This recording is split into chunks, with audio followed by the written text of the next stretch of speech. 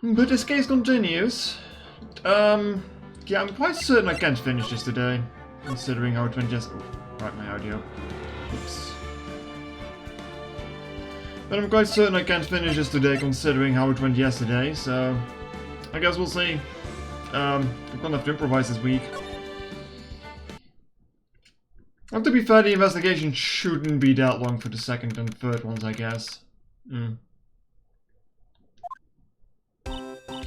Mr. Wright, so, what's going on with the case anyway? I'm a little confused. Huh? Well, let's see. What is going on? The victim, Detective Bruce Goodman, was stabbed to death at after 5 PM on the 21st. He died in the prosecutor's parking lot, and the police department's evidence room. And what is this evidence room part? The prosecutor's office and the police department are 30 minutes apart by car. Well, that's what we're going to find out. We'll try to, at least. Alright, let's do it. Glad she's in good spirits, but I'm not sure she's going to be much of help with this. Don't be so sure, Mr. Wright. Look, we're in this together, right? I'll prove that these thick-rimmed glasses of mine aren't just for show. I doubt that. Let's go. Science awaits us.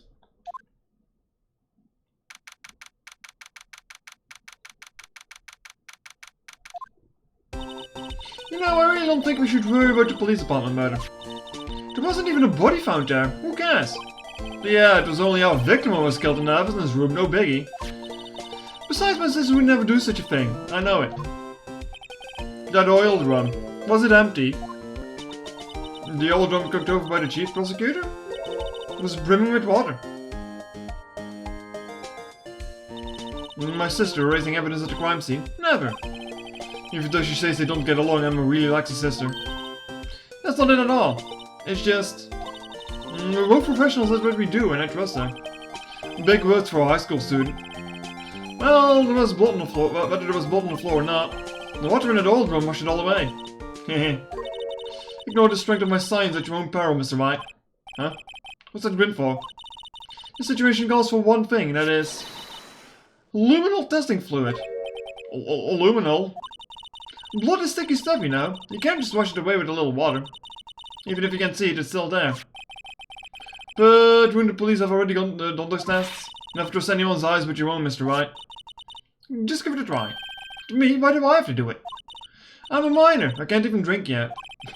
We're testing bloodstains with this stuff, not drinking it. Yeah, look, I'll lend you these glasses. Huh?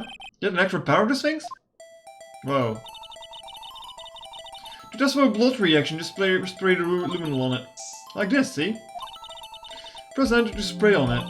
Okay, let us find some bloodstains. I mean, everything is bloody red right now.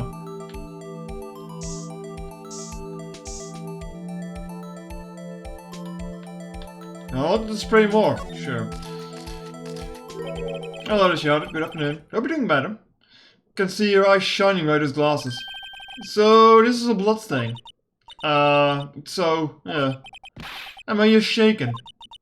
It's just, this is my first time seeing real blood. Scientific investigation in action. Okay. Well, we'll definitely know that this is a bloodstain. But, doesn't something strike you as odd? Scientifically speaking, of course. What's odd about it scientifically? You right of blood? The perpetrator and Detective Goodman fought here, right? Don't you think there'd be a little bit more blood? I definitely think so. I mean, look at the blood on the sole of the victim's shoe. It is pretty strange. If they fought her, there'd have to have been more blood on this. Hey, Mr. Wright. I'm going to mark the floor plans when we find the blood stains, okay? See? Pretty handy to have it around, right? Yeah, and this stuff's pretty handy too. I saved up all my allowance to buy that. Solution used for scientific investigation finds blood traces you spray to use. You can be sure that the police will reveal all our evidence in court. Sometimes they fail to mention evidence that doesn't fit with the view of the case. Then let's drag that hidden evidence out into the light of the day. Yeah. Feels like we're really investigating a crime now, doesn't it? Guess you should give this spray guess you should give this a spray on anything suspicious. Haha! Oh, you again. What are you doing here? I wonder how that flute of yours would react to a niche deli box, or a nice deli box. Miss Star, you only trust your own eyes, not bad you do. This day-old deli box is on the house. Yeah, because it's a day old. So it's just that kind of lead doesn't really get my mouth watering. Oh, why do we have to deal with you again? You certainly put me in a tight spot today. My apologies, Miss Starbird. No, it's okay. It was my fault. Oh, we know. I witnessed everything from the security room right there. But I was afraid that it wouldn't sound convincing enough, you see. I was wrong to think that. I'm sorry. Sorry? You lied on the witness stand. That's unforgivable. Little girl, don't forget what's important here. Even if the place I witnessed the events from was different, I still saw what I saw. I saw Chief Prosecutor Sky stab a man in cold blood, and the testimony still stands. Ah. I swear to my honor as a detective. She stabbed Goodman. I know this photograph has something important to tell us, but what? So, you're a detective, aren't you, Miss Sarr? Yes, it was a long time ago. Well, 2 years ago. No matter how hardened the criminal when they faced me. And they coughed it up. Coughed it up? And they confessed. And they babbled like babies. You know. That may seem like a demon sometimes, but it can be an angel too. I wouldn't doubt it. Every day I tried to do it out of the mouths of suspect after suspect. And before long they called me. The cough up green, yeah. You know where this is going. Oh yeah, until someone has gotten food poisoning from your lunches. And you were let go, fired. I felt that I'd found my dream job and I became an investigator. If these prim and proper prosecutors hadn't let me go, I'd still be one today. It's all because of that case. The SL9 incident. SL9? Wait, she doesn't mean...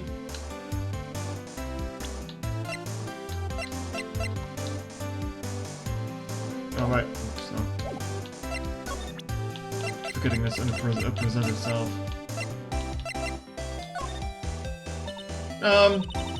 What do you think about this? This online incident.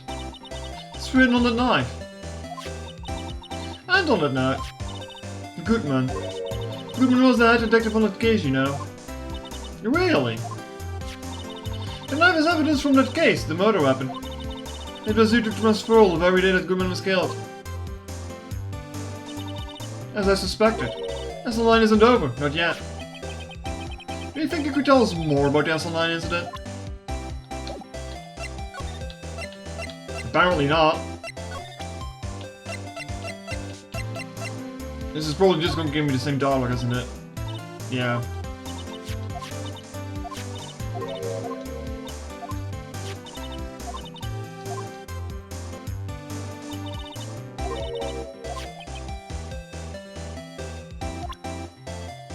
I mean, she's not really going to tell us more about it.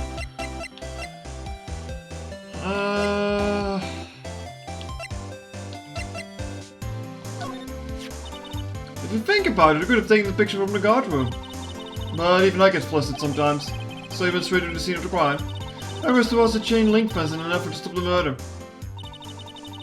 That's when I took this photo, yes.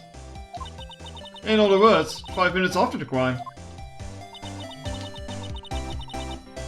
Hold on a second, Jim. All feels weird. It's 5 minutes are the whole problem. The whole in my testimony, as it were. 5 minutes weren't the problem, Miss Star. Your lying was the problem. Listen, little girl. I've had my testimony disregarded before. And I wasn't going to have to disregard it again. Just like that time. That time? There we go. That incident really opened up my eyes to the truth. I had nothing to them. Disposable. Disposable? To who? 2 years ago, it was the biggest case I've ever handled. The police and the prosecutors were desperate for decisive evidence. So, they didn't solve it. On the contrary, it was solved quite cleanly. The criminal was caught and executed. Executed? Yes, the criminal got what was coming to him. It doesn't get any cleaner than that. The only problem was, they never did find decisive evidence, not a shred. What? But the criminal was executed, right? On the basis of evidence, of a sort. Made up evidence. What? You mean he executed someone with fabricated evidence? The best part came several months after the trial. Every detective involved in the case was dealt with. Some were demoted to patrolmen, others found themselves out of a job.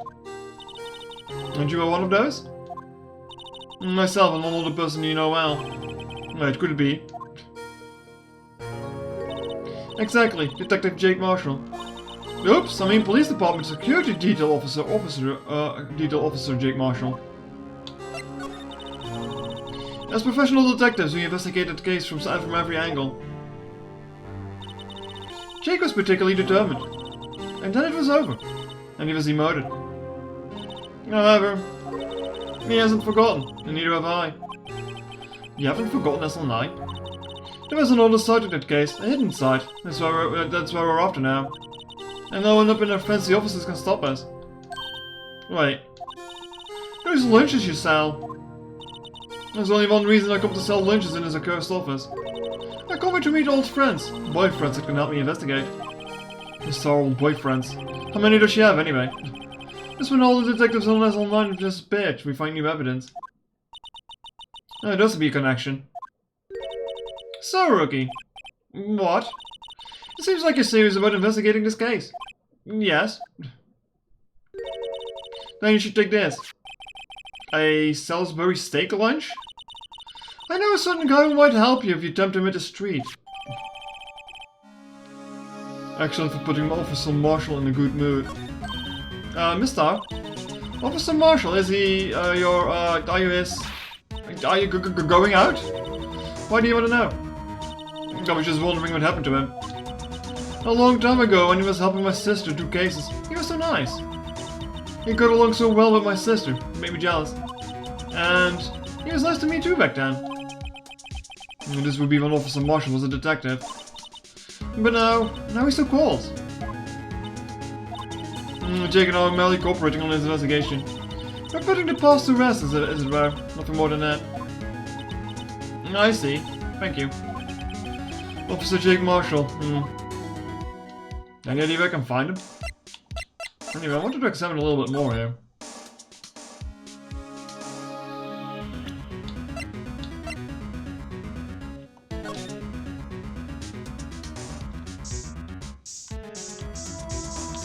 Nothing in the car trunk at all, despite there being a corpse in there with blood. Sure. You think there would be blood all over that?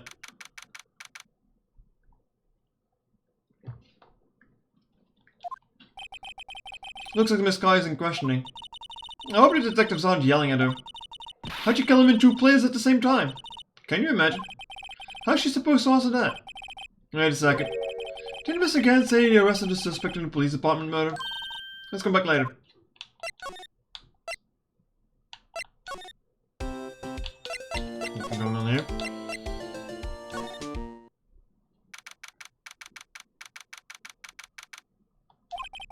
It's been busier here today than it was yesterday. The detectives are running around so fast they're blurring. I suppose it makes sense. The detective took that killed in here after all. So, the evidence room, the scene of the crime. According to the pamphlet we got at the front desk, here it is. Just like a kid in an amusement park. Ooh, a real crime scene. Let's go take a look.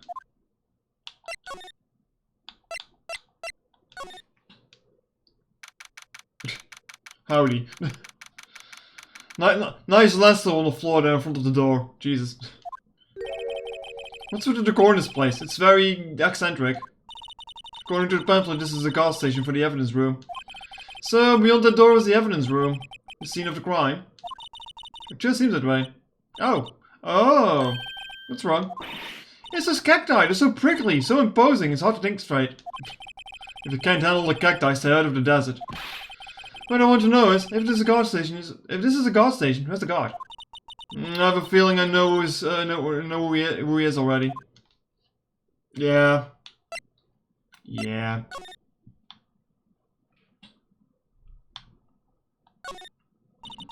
Look at the floor, a lasso.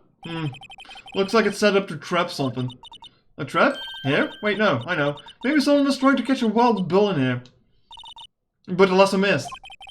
You sure have an active imagination. Looks like there's a video feed from the evidence room here. There's a light blinking below the monitor. It says recording. I bet we could use this computer to check on who went in and out of there. And there's so much shit in these new rooms, basically. Oh. Oh, I thought it was a PC here that I interacted with. Oh, never mind. Taxes. Alright. Someone else took Paul for a mousetrap. I don't even think that's going to work for a mousetrap. The swinging door makes the place look like some kind of saloon. But look, it's nailed shut. You can't get in that way. Of course not. If you went in through here, the cactus would fall over. Ouch. I'd say it's more of a yard myself. Alright. Yipes, these sure are prickly. They must be the real deal. I would think just one big one would be sufficient. These cacti are a lot like my sister, actually. What do you mean? How so? Encased in a cold, rigid shell with spines pointing in every direction. Just like her. No, I'm not so sure I see this resemblance.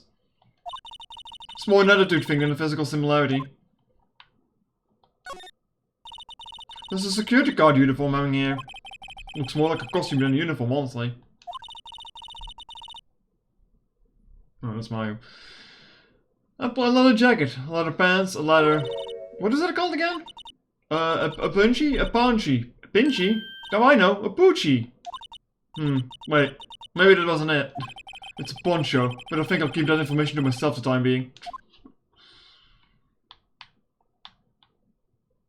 Nothing on the Gaudi cowboy hat? No? Okay. The evidence room is beyond that door. Let's just walk in. I don't open. You told it to be open. I think we need someone's permission to go into first. Oh.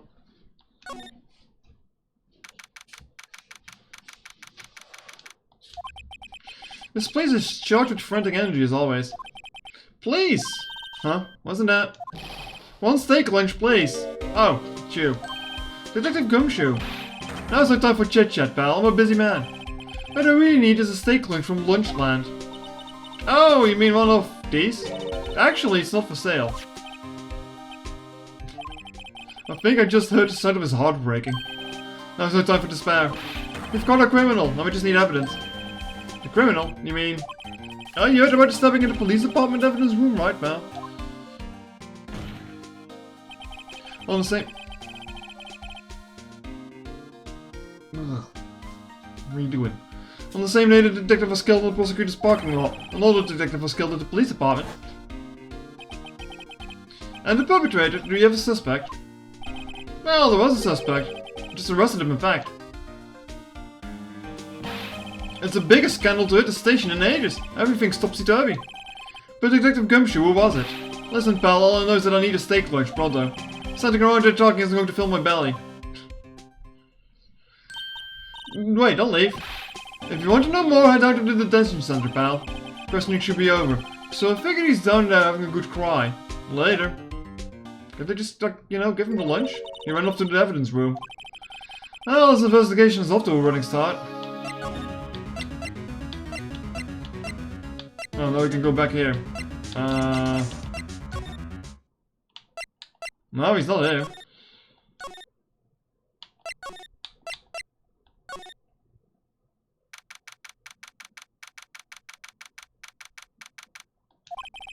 Oh, everyone looks deadly serious here.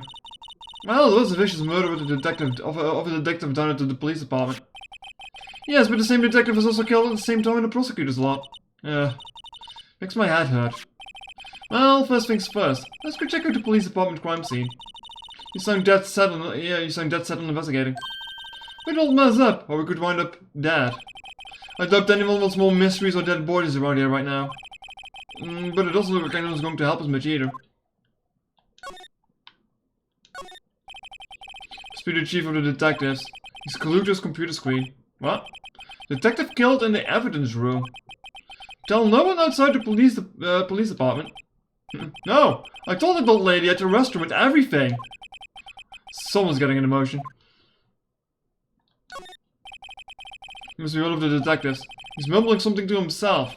I know! The killer used dry ice. If you put it between the latch and the door, the room could be sealed shut.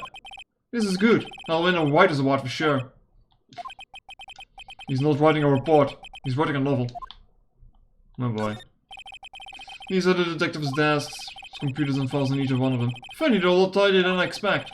I guess the detectives don't spend a lot of time at their desks. So this is the police mascot, is it? The Blue Badger! The future star of the police force. The design's a little changed from the one outside. Oh well, the dancing Blue Badger TM is still under development, you see. You have it trademarked? Absolutely! It's cutting edge stuff, very now. I showed this doll to my daughter and she burst into tears. Don't show the moving mock-up outside then, you'll give her nightmares. Oh, don't worry, we'll be getting those nightmares. Poster of a female police officer. Wait, no, it's the latest Babes in Uniform calendar, my bad. Nothing changed there.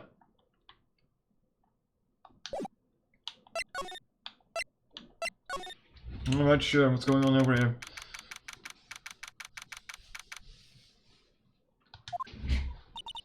Still, I do feel better about things. A little. I mean, they caught the person who stepped Detective Goodman, didn't they? Yeah, I guess they did. Must not go too far down on that road right now. Things will just get confusing. And that sure was a sound effect. What was that? Sir, that's what I'm saying. Me, a perpetrator. I say I was perpetrated against, sir. That's what I say. Oh, it's Meekins. Yeah. Hi. Greetings, sir. Wait, I know where you are. Excuse me, but is Mr. Redford anyone on premises? I'm here, sir, at the request of the chief, sir. I got your report, sir. Officer Meekins! So you got here at the detention center? No, sir, I'm not, sir. I'm a little lost patrolman, like a little lamb, sir. Oh, I get it. You're here to deliver a report? No, sir, how should I say this? Let me guess. He's the suspect? Wait, he isn't, is he? You, Officer Meekins? You didn't, did you? Perpetrator Officer Meekins reporting, sir. What? Now this is an unexpected turn of events. Please put that megaphone away. What did I just say? So I'm patrolman with General Fast, sir. Sir! Ow, I can hear you fine, Officer Meekins. I had some business that day, sir, and so I went to the evidence room, sir. The guard station in front of the room is empty, sir. So normally there's a guard at the evidence room. That's right, sir, because evidence is kept in the evidence room, sir. Now the security officer was none other than an Officer Marshall. Marshall? And then, sir, I happened to glance at the security room monitor. That's when I saw him, sir. A suspicious person in the evidence room. A suspicious person, sir. Well, did the, you know I gotta do it to you, chat. Was it this person? Maybe? No? Okay. A suspicious person. Yeah. Okay, he's strangling himself. What the heck is this guy doing? So what happened then? After that, sir, everything went white. I saw a rat. I blacked out. Chet, he said he saw a rat. It was this guy. And when I came to, I was here, in the detention center. How long were you out? Days?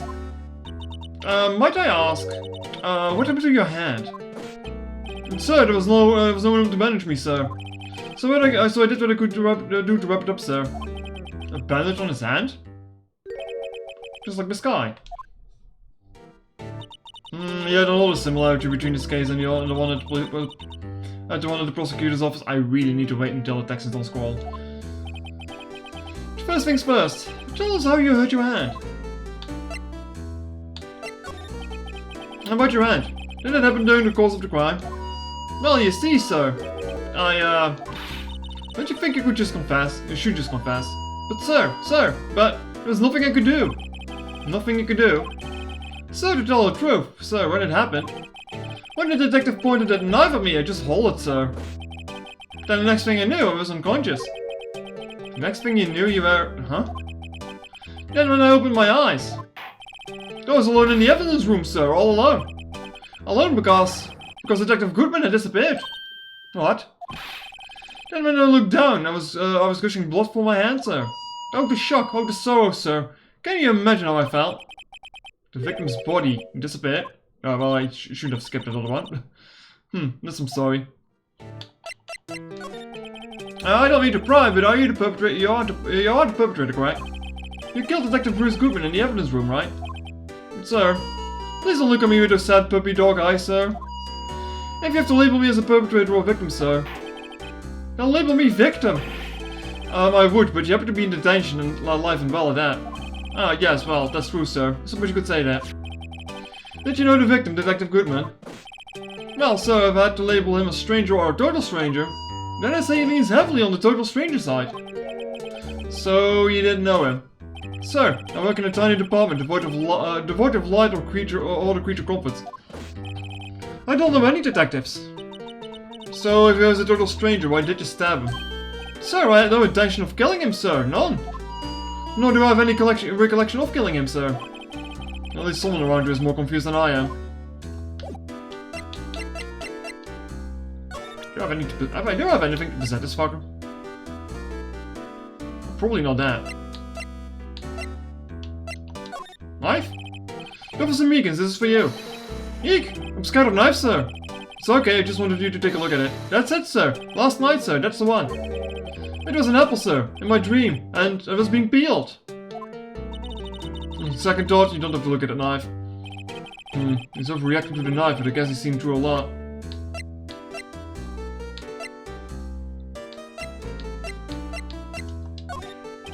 Officer Meekins, could you take a look at this? I'm sorry, sir, I'm really sorry, but I have no idea what that is. Maybe you should ask Mr. Edgeworth, sir. He's passing the buck, Mr. Wright. Takes a special kind of man to pass the buck to Edgeworth. I really don't have anything that I think I should show him.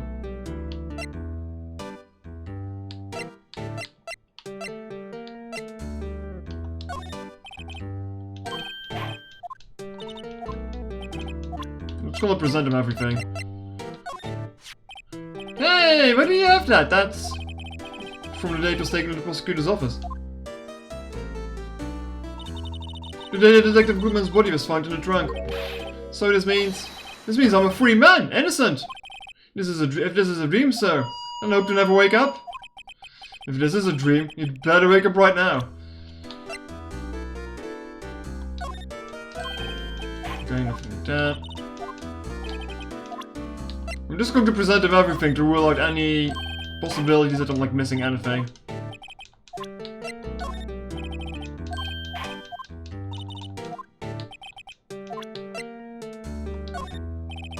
Nope.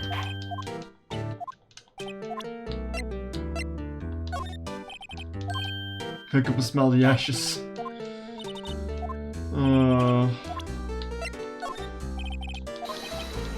Hey, keep scared of knives? Yeah.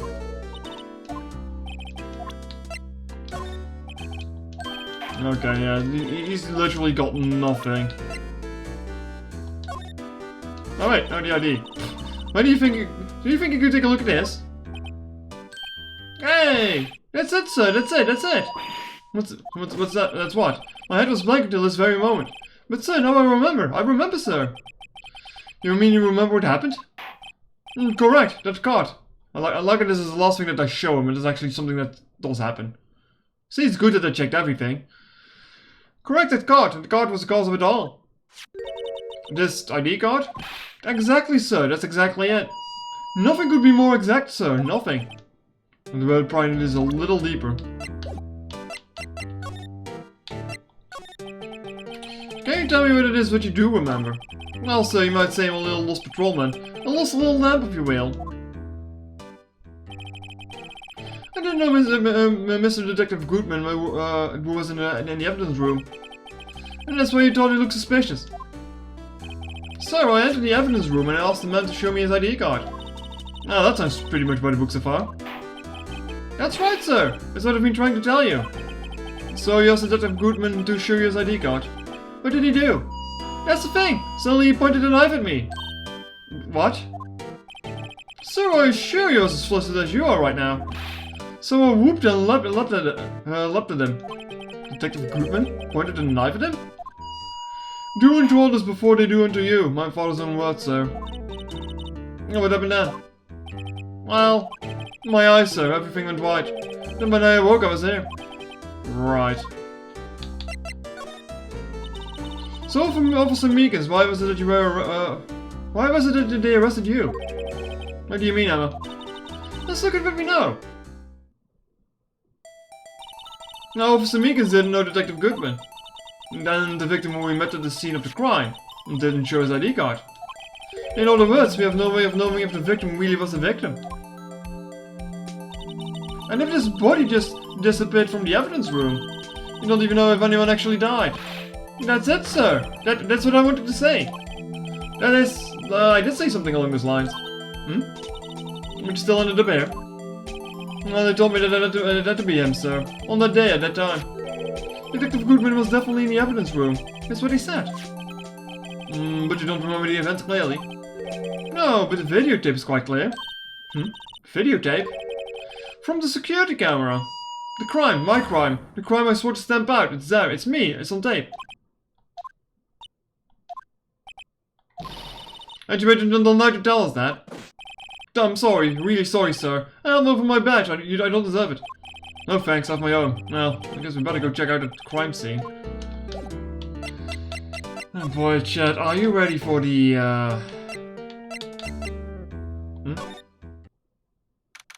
Are you ready for the tape? I'm gonna show you, you aren't. Hey, Mr. Wright, look at who's sitting at the Chief of Detective's desk. It's Police Chief Gant. Aren't you sure this is all? You know what it means if anything is missing. Sir, I'm sure it's most likely totally perfect. You checked all of his drawers under the seat cushion behind the computer monitor inside his personal coffee machine. I see. Well, if anything does turn up, you call me right away, deal. Yes, sir. We'll scout the place again, sir. The Chief of Detectives looks a little flustered. Aha, right on, my boy. How have you been? Swim much? Oh, Chief Gant, reporting for duty, sir. Why are you saluting him, Mr. Wright? I'm about to get some music. Is that going to be okay? Oh, Murphy? Oh, you know. We're doing a little inquiry committee with him. Sounds like an inquisition. Yep, well, he had no end of trouble with the boy since last year. You mean, the incident in Gold Lake? It doesn't look good having a top prosecutor sitting in the defendant's seat, does it? And you! You got someone else found guilty in that case, right, Righto? Sticking to GBA quality, huh? Von Karma. A legend he was, undefeated in his 40-year career. But in court you fixed it, so he was caught for forging evidence. Wait, I didn't do anything wrong. He did forge evidence. In any case, the prosecutor's office is in a bit of turmoil, you might say. Why? They just do about anything to restore the reputation. And depending on what the inquiry committee decides, it could be bad for Worthy. What? Stand right on, I tell you. The detective getting killed on the turf too, I mean. There being the prosecutors, I mean. Scientifically speaking, it's impossible. Yes, but that's what the evidence is saying. Goodman was stabbed in 2 locations at the same time. That's what it says. What evidence is this? No, Righto, I can't give away all our secrets just like that. And it is particularly, well, it's a little sensitive and I can't talk about it. I wasn't expecting much anyway. You know, one thing I hate is, hate most of all is hiding stuff, secrets, can't stand it. But you know, it's a full-time job just keeping the Chief of Detectives trap shut. Ah, he was the one we were picking on earlier. Huh? You saw that? Whoops. Someone doesn't like keeping secrets, he sure is not telling us a lot. I wonder what it was that he wanted the Chief of the Detectives to do. Let's see if we can kind of discreetly ask him. Anyway, time to flash you everything. I was wondering, could you take a look at this? Ah, sorry, Righto. I'm through with that stuff. Through, I say. Go find a guy who can't seem to sit still out there, the busy one. The guy who can't sit still? Does it mean Detective Grimshaw? Either him or the dancing blue badger. Fine. Fine.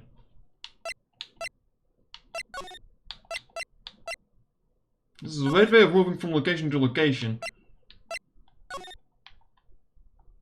Even then, there doesn't seem to be anyone here, so I think I have to do something with Gant.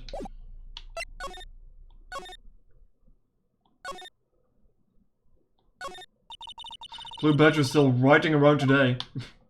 Oh no.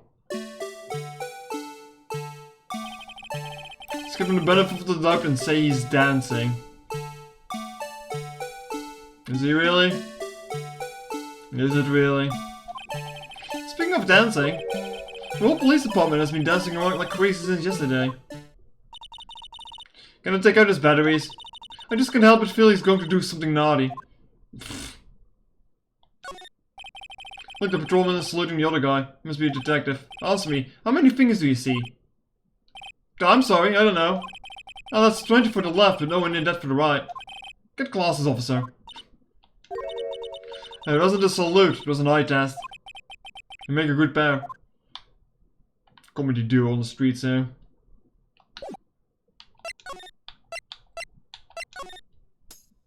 Nope.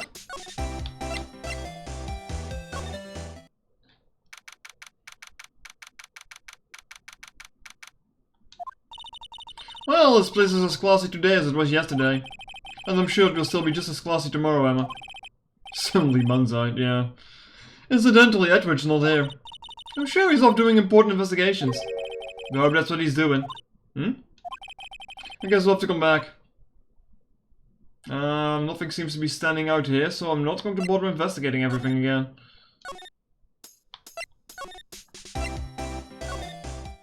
That's just you again? No point. Alright, time to present him everything I can present. Though he didn't want a knife, how about a shoe? Just like this. Actually, I can't move from here to... No. Oh boy.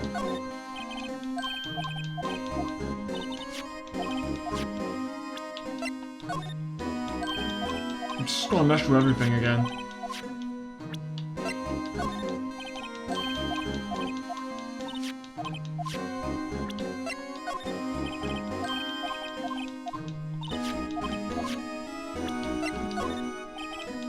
Nope.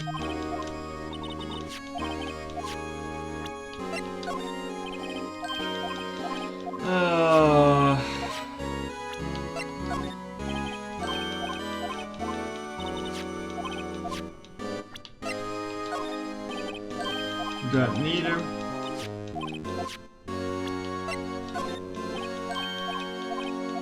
I'm not going to be finding any progress here, am I?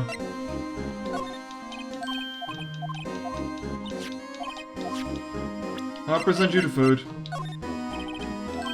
It doesn't even want to look at the food. Alright.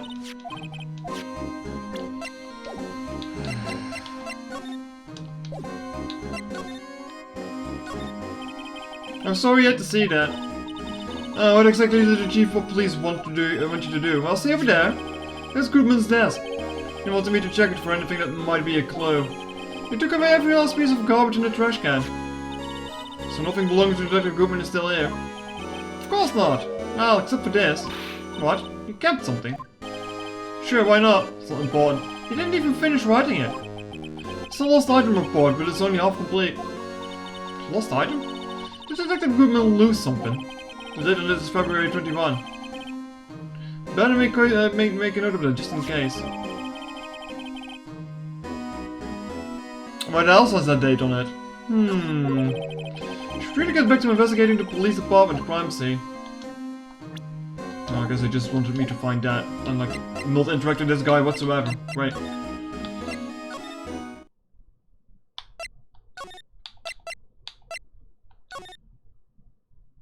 Oh, that still didn't trigger shit. What the fuck do you mean?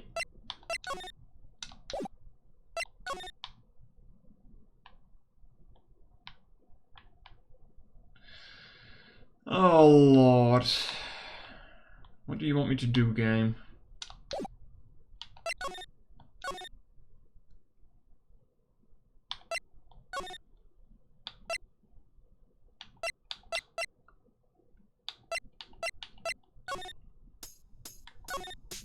There's nothing else to see here. Is Edward back? Nope.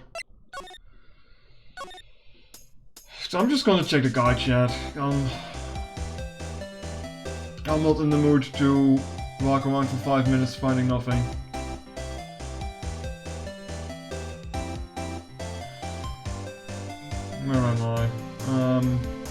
Day 2 investigation.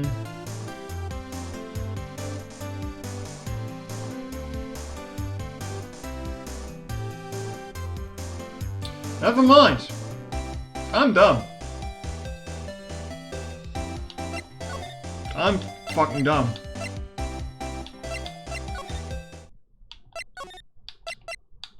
I really hate that you need to go to this area now to go to other ones. It's silly. Actually, I was wondering if I could ask you a favor. Well, I never thought the day would come when Wright would ask me for help. Just wondering if we could investigate the evidence room. Well? Well, now, Righto. Actually, I'm sorry, I don't need to investigate after all. Righto, please do, or do I look like a selfish man? Heck, if anyone asked me, sir, can I borrow $50? I'd give them $50, no problem. So go ahead, investigate the house room to your heart's content, knock yourself out. Just goes to show you never know until you ask.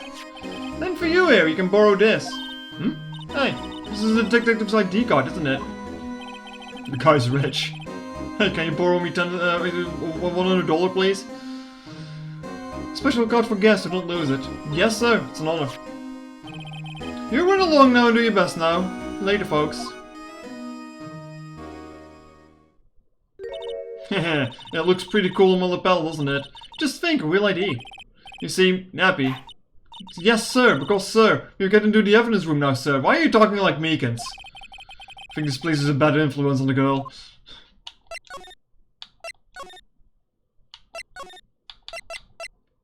Like, this keeps being here, but...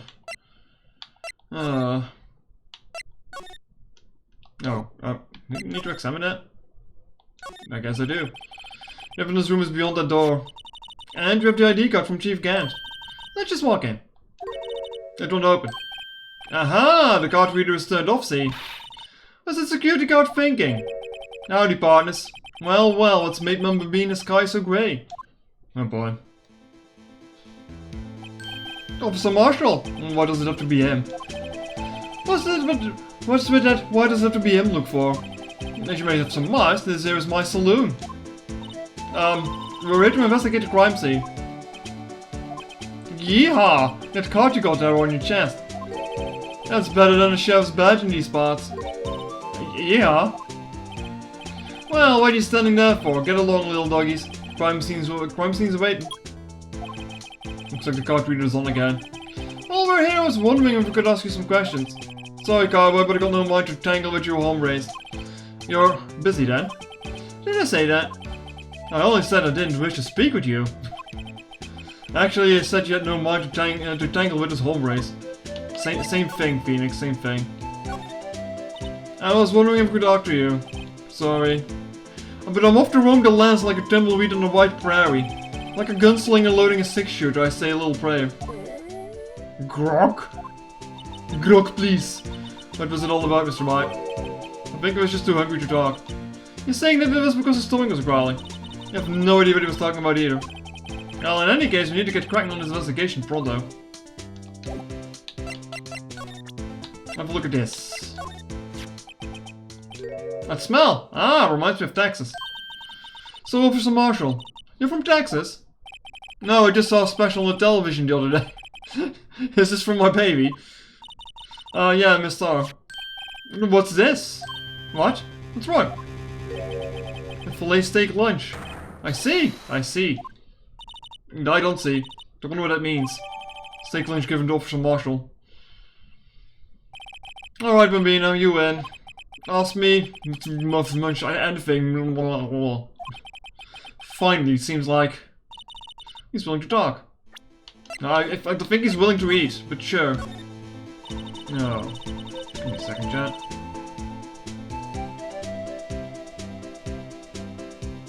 Account made on 2 September. You know, this actually looks like a proper scam account. You know. Bye, bot. No, thank you. Officer Marshall, you're in charge of the security for the evidence room, right? You got good eyes, partner. It's an easy job, and I'm grateful for it. Actually, Officer Meekins at the detention center told us. Ah, that poor little doggy. Poor guy! I keep getting his name wrong and keep calling him Meekly. Well, it's not too wrong. He told us something. He said that when the stabbing occurred, you weren't at the station. Well, maybe I shouldn't be telling you this. But since I got demoted from detective 2 years ago, well, it might not look like it, but I lost my fire for the job, you know. So, what were you doing around 5:15 when the murder took place? Well, I reckon I was galloping down the highway on the back of my steed Zippy. Note, he was riding down the highway on his horse named Zippy. There's no need for people here anyhow. These newfangled machines do a bang-up job of keeping an eye on the place. Honest voice acting skill has increased. What do you mean? You mean the security system? I don't take the machines much. Kinda like the stupid broccoli they sneak in next to your steak, you know. Alright. So I told us something. They said that you were a detective until 2 years ago. It was always my dream to be a rawhide wrangler on the scene of a crime. That's all gone now, like a drinking hole in a prairie fire. You're still investigating the SL9 incident with Miss Star, aren't you? That was my case. It's all solved on the record books, but it smells like bad game of poker. Can't let it go. That's all there is to it. What kind of case was it anyway? I've heard the name so many times, but no one tells us what actually happened. Well, some things you're better off not knowing, Bambina. Anyway, that case is officially dead as of 2 days ago. 2 days ago? The day of the case? That's right. And the evidence transferals. I was talking about the transferals too. I know maybe two of the machines do in here. Only 2 of them? There must be a dozen. Like I said, Bambina, me and machines, well, I like them about as much as I like stewed cauliflower with my steaks. The easiest ones to understand are these security cameras. Those are the ones that Officer Meekins mentioned. If nothing happens, the tapes are automatically erased every few hours. But Officer Meekins and Detective Goodman, they are on those tapes. I reckon they might be. You're the security guard, and you reckon? One more thing. When you go into the evidence room, you need an ID card. And there's the card reader by the door. The card reader leaves a record of every ID that passes through. Can we have that, please? 777777. Nice fucking code. So this is the ID card record. Hey, I've seen that somewhere before. Sorry, Bambina, can't show you more than that. Huh? I haven't heard whether this is related to the case yet. But Mr. Wright, I saw a number on that record just now. I've seen that number before. Maybe there's some way I can prove that the record is starting to stabbing. 420. Like I'm telling you. Ever since yesterday, I think it's pretty obvious that either that guy got murdered and got like thrown in the car, or like they did something funny in the car. So, could you explain what this whole transferal thing is about? We keep all the evidence from solved cases in this room. They kept her under the presiding detective's supervision for 2 years. So we can reinvestigate them if it turns out it was a mistake, see? So what happens to the evidence after 2 years? It goes to sleep forever in the underground vault at the county sheriff's department. That's what we call transferal. We do it every February. I see now. Transferal is like a funeral for old cases. 2 years after a case is solved, it's closed forever. Dead. Never to be reopened again. Never to be reinvestigated. And I did it to SL9 2 days ago. Time to press everything I have in his face. I guess. Can only be submitted to the chief of police. No, sure. Sheriffs back in the Wild West didn't place much faith in evidence. But the only thing they trusted was the shooting hand. This is neither Wild nor West here. Aha! But this and this are 2 entirely different things. I mean, I can go, but I'm going to press everything in his face in case like I'm missing something. I guess so, huh? So we need some evidence to get anywhere with this guy. Because I don't want to miss anything again, and then have to go back there later. My patience is kind of being tested with that kind of thing yesterday.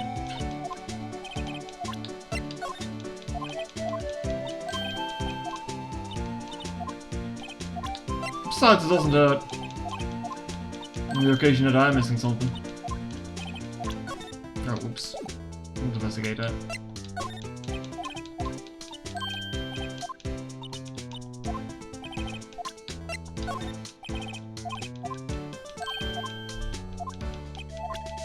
Oh, god damn it. Nope.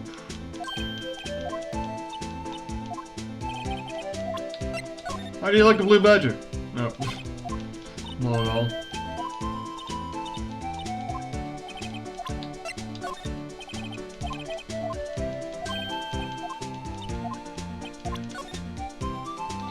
Oh, I just automatically keep investigating things I don't want to present.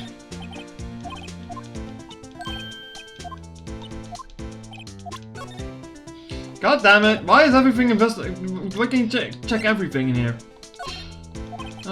Stupid DS game and its fancy investigation gimmicks with 3D models and shit. See this? This is the victim's ID card. Ah, that one was on the ground in the parking lot. The number on this is 5842189. Officer Marshall, show us that ID card record again. I mean, I should have known that this was the one. Look at the fourth number, it's a perfect match. It's 514. That's the weirdest time.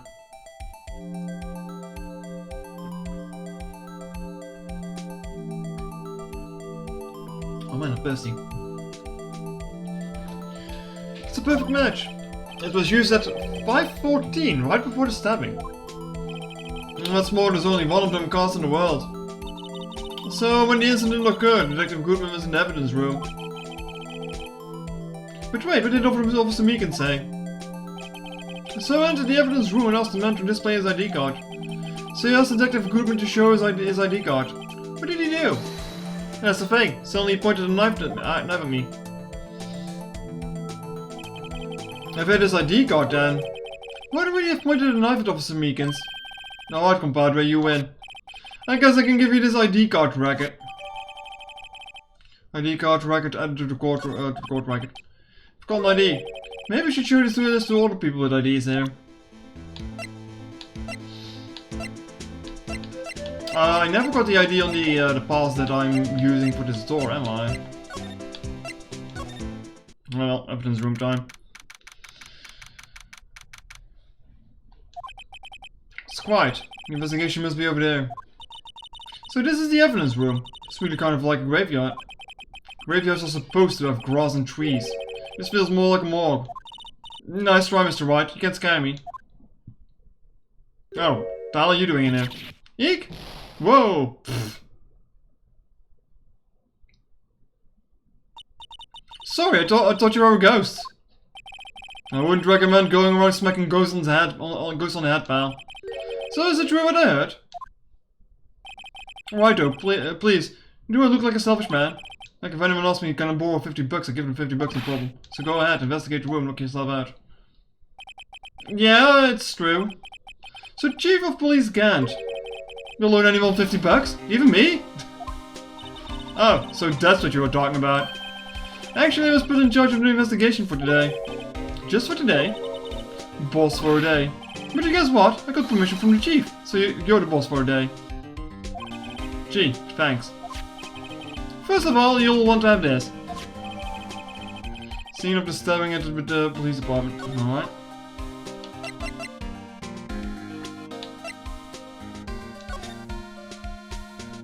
Wow.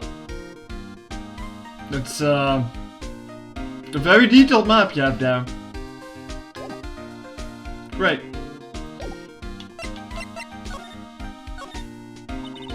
So Detective Gumshoe, you're boss for the day? That's right, it's an honor. After all, the murder took place right here in the police department. But if you're boss, why are you all alone? And why are your underlings? They're using yesterday's findings to prepare for tomorrow's trial. In other words, you got kicked out of the investigation again. I'm adamant though. I'm going to take control and put this case to rest. In my own evidence locker, pal. You have a locker in here too, Detective Gumshoe. Aha, of course. I'm a detective after all. You give me a locker that only I can open, pal. Only you can open? I always believe in that Mr. Edgeworth, no matter what happens. Was that the door of his... Is that the door of his car in the room? With like handcuffs to it? So Mr. Redwood is with the inquiry committee right now, right? Trying to figure out who's responsible for the mess up in court today. I see. I guess this is what you call fate. Mr. Redwood just can't get away from that case. That case? Yeah, that case. The SL9 incident, of course. That was the beginning of the end for Mr. Redwood. Maybe we can get him to tell us more about the case. This place is more high-tech than you might think. Every locker is fixed and only one detective can open it.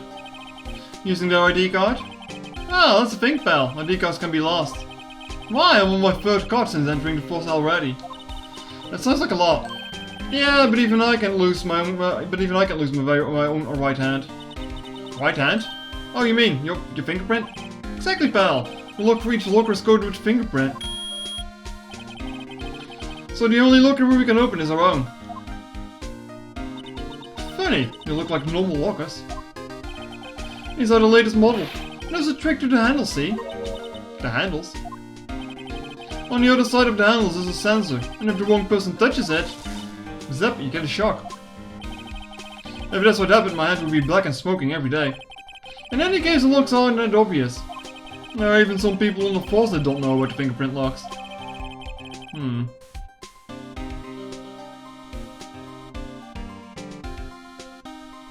Is that why Meekins' hand is covered in bandages? Oh wait, no. Oh, maybe.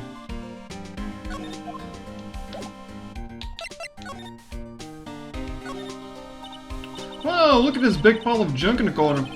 That looks like a car door. There's a pair of handcuffs attached to the frame. Maybe the guy they caught was some sort of escape artist and he got away. Hey, that's one of those human profiles for range testing. He's with his shot square in the forehead.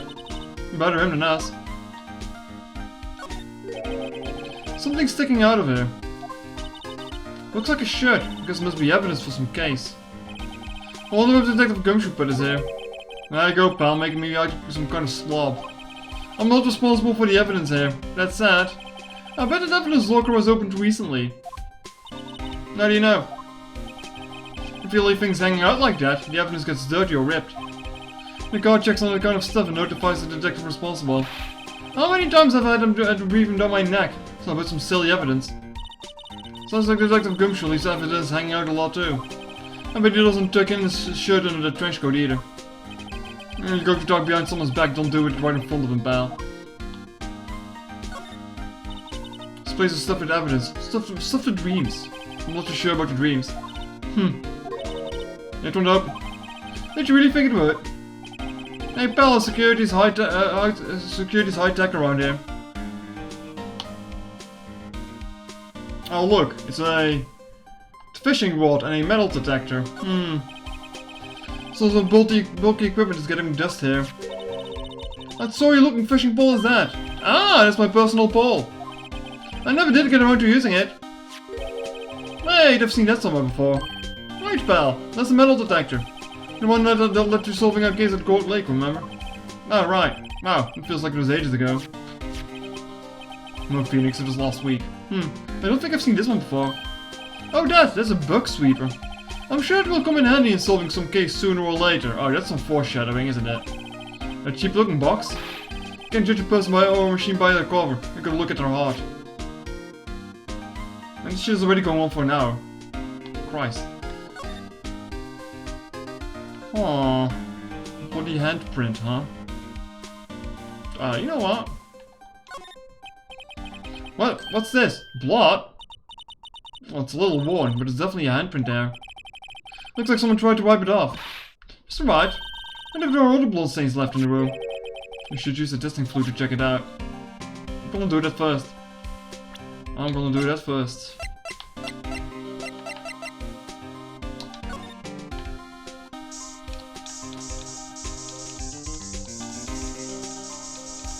there's a big old pole over there.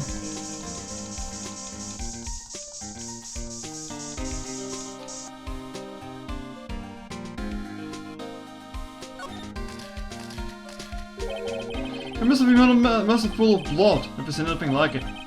I'm not a professional, what's your opinion, detective? Pale blue blood. Maybe Detective Goodman. was actually an alien. That proves that something really happened in front of the locker. I'll make a note of it on the floor plans. Hey, if you didn't want my opinion, you shouldn't have asked.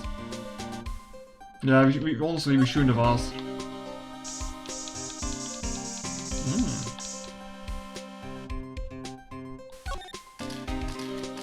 Really do without the flashing though. My eyes. Why am I getting a reaction here? There's no reason for the murderer to touch this spot if he fled out of the door. This might be something significant. Hey, that's some pretty amazing stuff you got there, pal. What, this? It's called luminal testing fluid. How'd you get your hands on that? Huh? I'd like to get some too. I'll just borrow 50 bucks from the chief. Where do you get this, Emma? That was probably by mail order. Well, I'd better jot this down for jot this down in floor plans.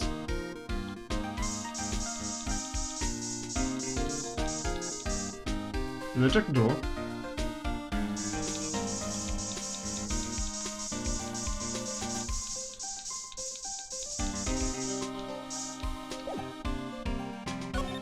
Alright. This thing would be great in Fantasy's Land of Low Tech.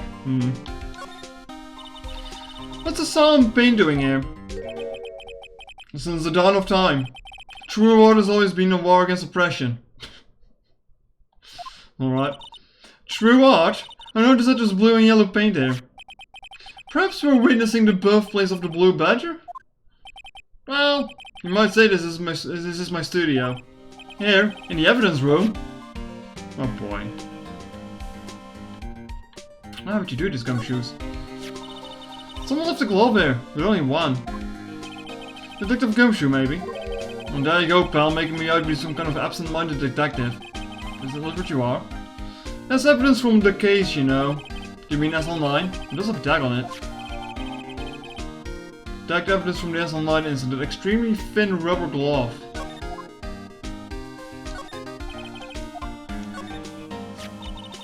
Oh, someone must have broken something big to make all these pieces. Detective Gumshoe, perhaps? There you go, pal, making me out to be some kind of hooligan. That's apparently from the case. The case? SL9 incident, pal. See the sticker on one of the pieces here? No, actually don't. It's another piece of SL9 evidence. Take a closer look. I wonder what shape these pieces were before whatever it was broke. You want to try put it back together? Huh, good luck, pal. That's no job for amateurs. Well, I spent a good 3 hours on that before I had to give up. That's why I carry around a tube of glue. Now this piece looks like the bottom. Let's try putting the rest in place. Oh god, what the fuck is this nonsense? Oh no! Literal puzzle game now.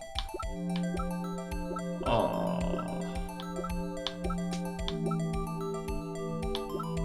They give you a 3D puzzle. Yes.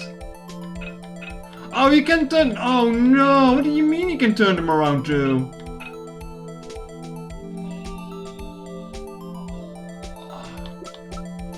Okay. Okie dokie.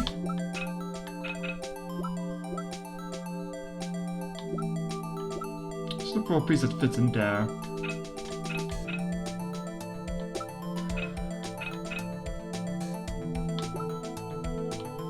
I can't even like. No. I can't even like rotate this thing itself.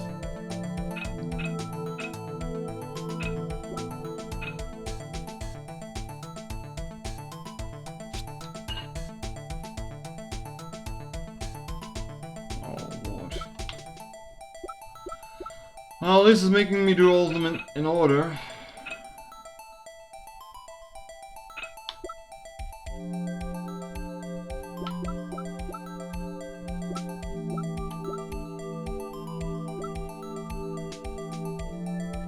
Engaging gameplay. It's not like this investigation is already taking too long to begin with. I'm definitely not finishing this case today, am I?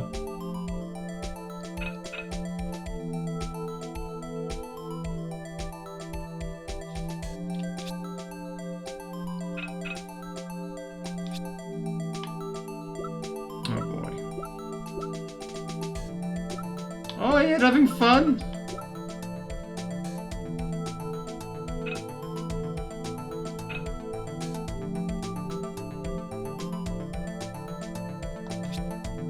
Yeah, I thought so.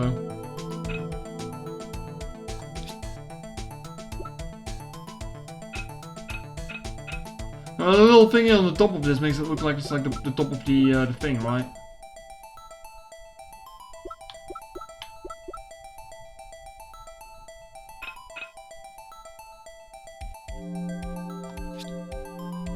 Oh, really not that much pieces that could fit it, and if you ask me.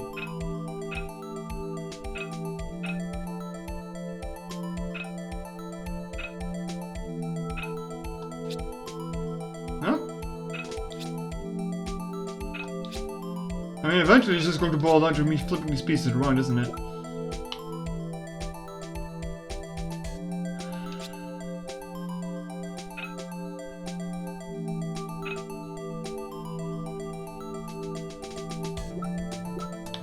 As far as I see, I don't really think I've got any pieces that fit in there.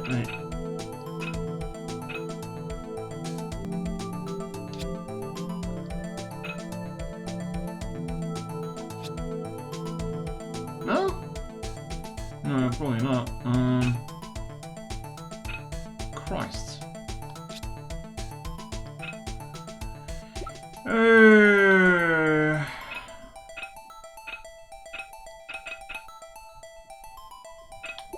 No, I don't have more pieces.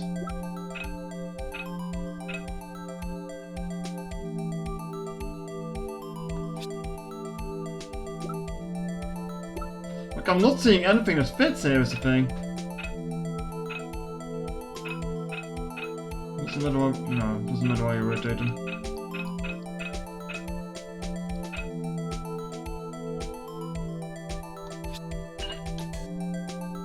Alright.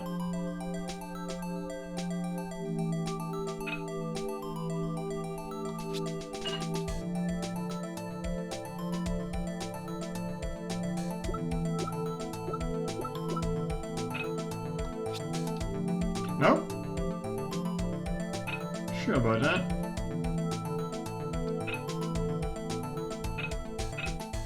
I guess we are sure about that. Congratulations, we're making one big vase.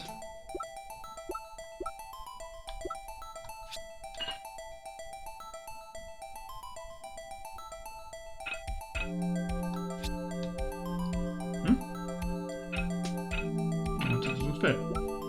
This one then.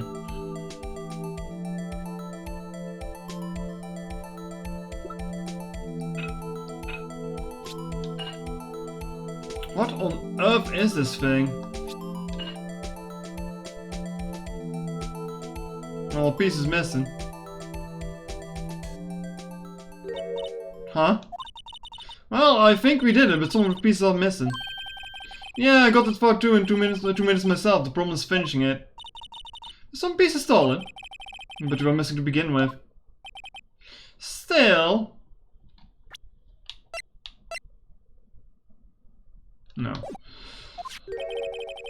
It doesn't look like the most stable kind of jar. I kind of understand how it got broken. Yeah, it sure is a jar. Jar piece together back from fragments found at the crime scene. A piece is missing. Alright, didn't expect to get a puzzle here. Look, this one's open, and the red indicator light above the door is lit. A locker is coated with Detective Goodman's fingerprint. Detective Goodman's locker. Are you sure it's okay to leave it open like that? Well, it'd be hard to get it open again if you close it. It's empty. You must have taken the contents elsewhere.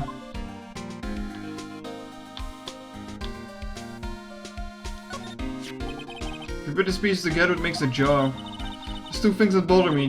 One, why are some of the pieces missing? Two, doesn't it seem a little unstable? No wonder it broke. Well, maybe you need to put it upside down, you know? That might work. It's like a very gaudy looking vase if you do that. Should remember that next time I make a jar.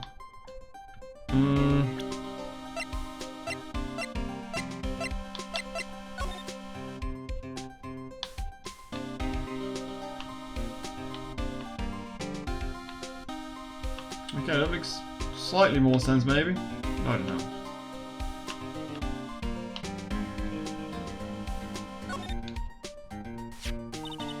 Hey look! They're hard to make out, but there's some dark red stains there. Looks like blood. Do you think Detective Goodman's blood somewhere got on this when he was stabbed? Not likely. This blood looks like it's been in for months, maybe longer. The show has evidence in the SL9 incident. It might be when the blood got on it.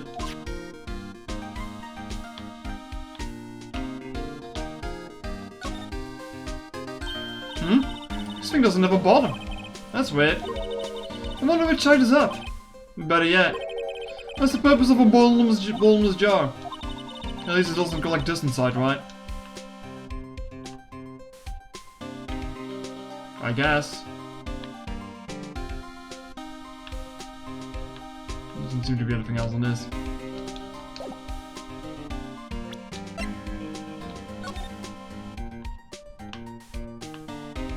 Only the obvious thing with attack. Yeah. The attack says the SL911. 911? Oh.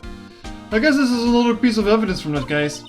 You know, I never did care for the word tag. It's confusing. What's so confusing about that? Do you know how many of other words sound like it? Back, gag, nag, lax, zag? Zag? Is that a word? Do you challenge me? What, are we playing a word game now?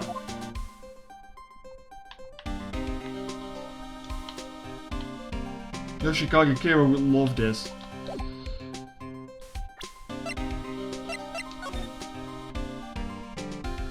Wow. Nice investigation screen that is.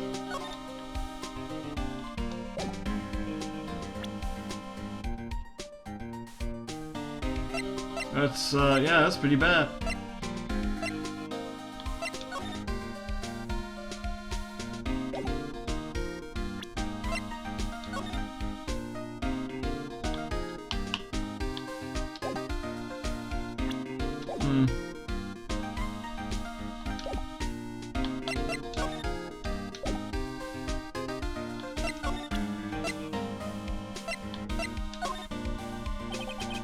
Allow me to say one thing, speaking as a detective. If you see a piece of evidence I know nothing about, I say nothing.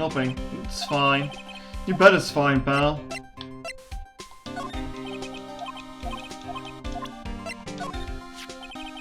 You can't open the lockers if your fingerprints don't match. If you can't open it, they'll give you 50 cents.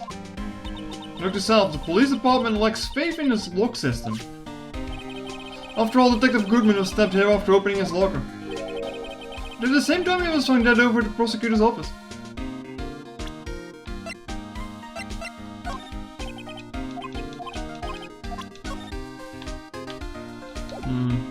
Wonder if I'm done here.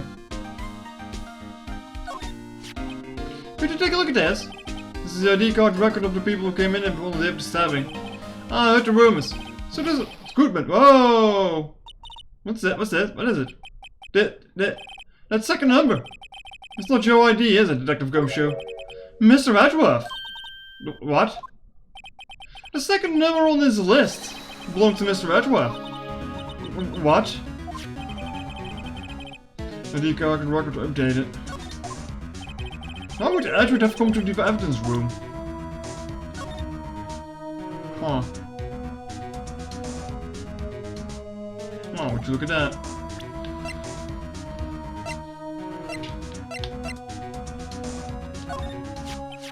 Detective Goodman's note and the switchblade knife. I bet Edgeworth was the most surprised of anyone, because of the online connection.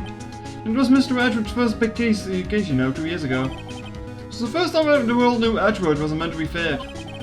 Try would evidence from that case turn up now. I guess it's all over, pal. Not an older Edgeworth being murderer, don't worry about it. Edgeworth would never murder someone. There was some loose ends left on that case.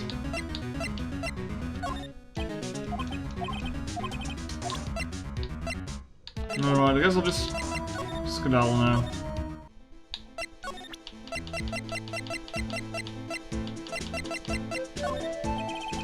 Okay, nope.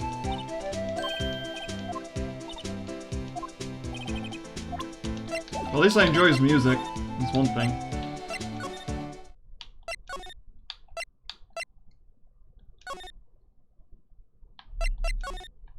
So no one here can show the thing though. Speaking of the detectives, okay. No. Hold on. Smelling like something to himself. I know, the killer used a cassette tape. What a crafty trick, the gunshot was fake. This is good. No one will expect a cassette tape in this day and age. It's not writing a report, it's writing a novel.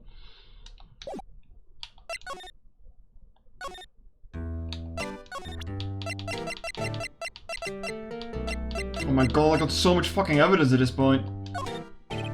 Professor Meekins, could you take a look at this? I'm sorry, sir, we still have no idea what it is. Maybe we should ask Mr. Edgeworth. Let's see if Edgeworth is back, I guess.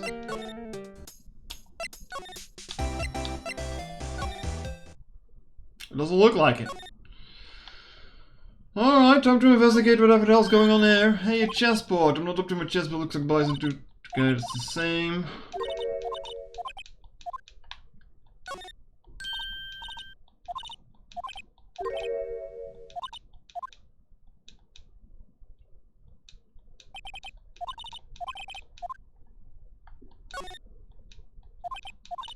No, I don't think anything here seems to be new.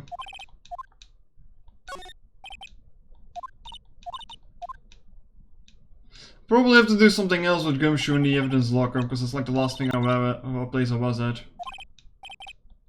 I'll sue you.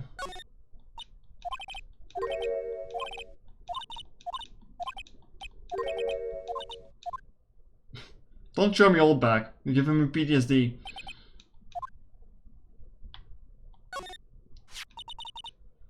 You must listen to procedures of what, or would you just leave it on the couch?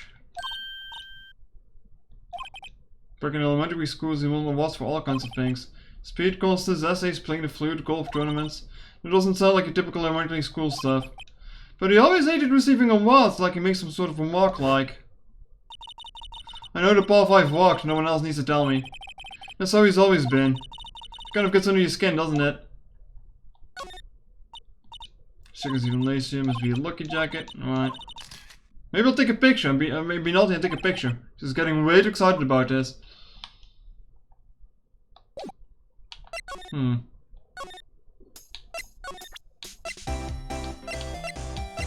know anything about this? Nope.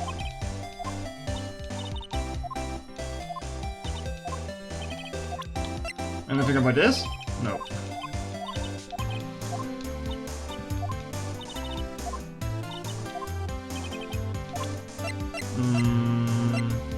ID cards, maybe? No, no, okay. Okay. Might be time to crack out the guide again.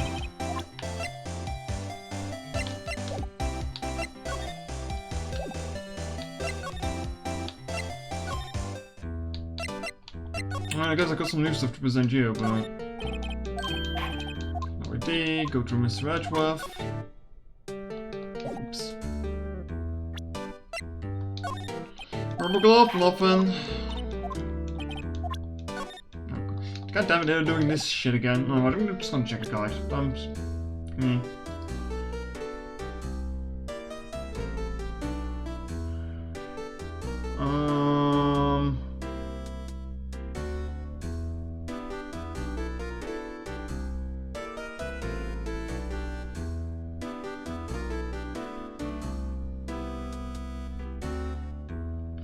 The object is almost complete except one piece is missing. It looks like an unstable jar which will be added to report records.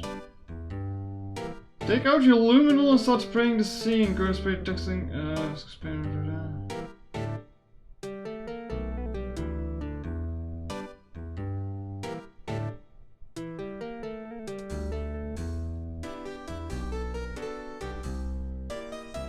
Ah.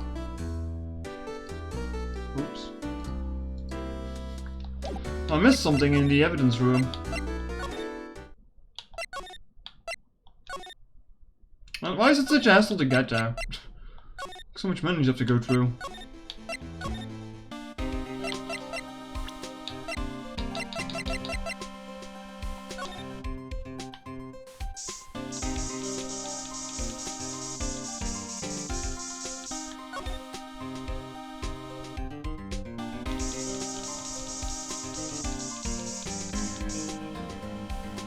This was already there. Anyway. I knew it! This is someone's right handprint. What? What's the matter, detective? And there's a locker. This is mine. It's yours? Police! You have to help me. Then they come to take me away. Promise you that I'll testify that I wouldn't hurt a album fly. You'll do that for me, won't you, pals? This is an important clue. I'll jot it down on the floor plans. Just counting on you guys. And believe me, you can't trust the police. What? But you are a detective. Like, I thought this wasn't really anything because I already examined it. But it's a little warm. There's definitely a handprint here. Looks like someone tried to wipe it off. It's alright, whatever, all the bloodstains left in the room. That's so weird because that showed up already and it gave me the prompt to like spray everything, but then you still have to spray the hand itself. Alright.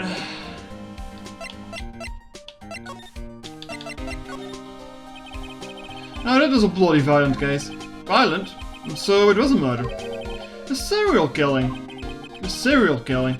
Maybe I don't want to get involved in this after all. But the killer made a mistake and Mr. Redford built a case around that to nab him. And this was 2 years ago.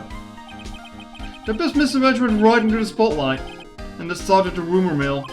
Rumors about forged evidence. It was supposed to be cleaned up at the transferal the other day. It was the last job he ever did. Detective Goodman it is. Huh? What do you mean? Detective Goodman was the detective in charge of the Aston Line incident, see? So, that switchblade knife. The victim took the knife out of the evidence locker himself. Hey pal, look at the time. This is something you needed to be going to. Just a Mr. Redford inquiry committee should be letting out soon.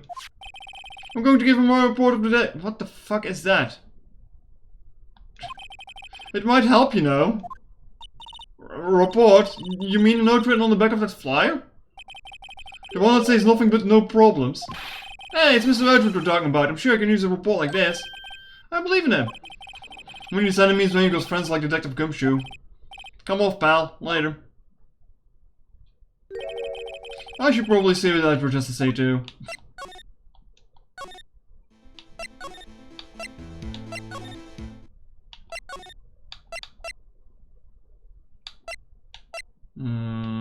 Fucking up.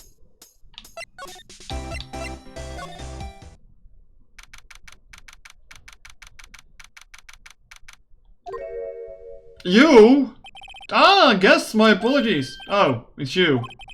Have you met somewhere? Huh? Mr. Redruff, I beg you'll leave so long. Doesn't even remember me anymore, what the fuck? Is Edward here? Yeah, standing by the window, a teacup in his hand. Right. Yes, the hotel bring him tea service. Mr. Edward, we heard back from the district prosecutor's office inquiry. I am. By the way, Detective Gumshoe was looking for you. Ah yes, he brought me the latest information, it seems. Really? Was it helpful? Oh, I do have hiccups. Apparently a new French restaurant is opening near here. Oh yeah, this... I thought it was an Indian man for some reason. But no, it's... Like I thought it was a guy wearing a turban, but no, it's not. Never mind. I think he was trying to console me somehow. The real info is on the other side, Edgeworth. Poor Mr. Edgeworth. I think his whole thing is really taking a toll on him. So, how did the inquiry committee go? Actually, they decided to treat this not as a case of concealing evidence, but as a communications error during the investigation. Concealing evidence? Yes, apparently there are some who believe that I conceal evidence. Give me a warning. You are lucky this time. Again. Again? I've heard him say that so many times. Ever since that case 2 years ago. Are you okay for the trial tomorrow? Now I'm still presiding prosecutor with Tony. However, something happened. He gave me control of the investigation over to the police department. The police department? Yes, any further investigation for this case will be directed by the Chief of Police Gant. I can do nothing but wait for his results. I see. Why, I ask you? Why? All along I've only done what I believe is right. I've nothing to be ashamed of.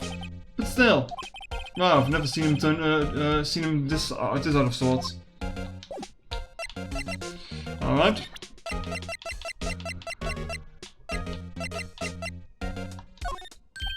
Alright, I'd better check this now.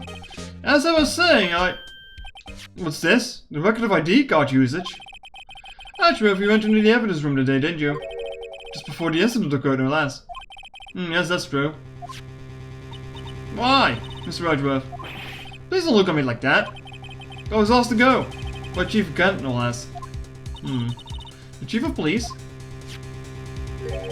He wanted evidence for a case that wrapped up half a year ago. He told me he wanted to keep it there in the prosecutor's office. But it was solved, right? It would have to be if the evidence was already filed. The chief is one that never wanted to explain himself. In any case, on the day of the stabbings, he brought this back here. Can I ask what kind of case it was? I can't say. It really has nothing to do with the current case. Now I'm curious about this older case. You better make a note of it.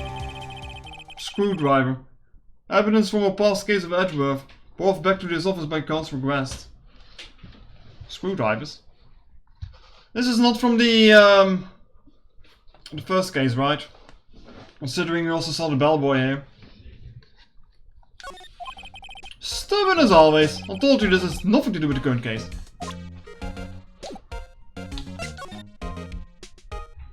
Sure about that?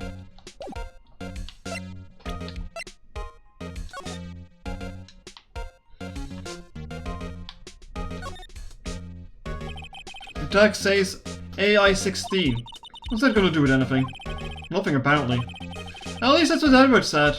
Makes it seem all the more suspicious. Who knows? This might turn out to be a clue that breaks the case. Wouldn't that be nice? Doesn't have anything to say about it himself. I've got way too much fucking evidence here. Don't like this. Really don't like this.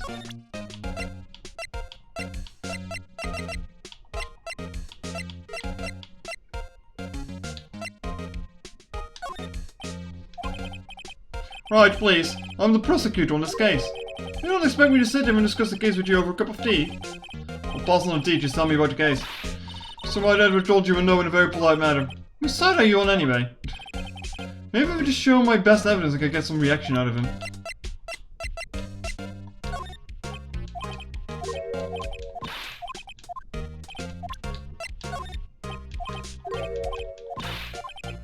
Alright.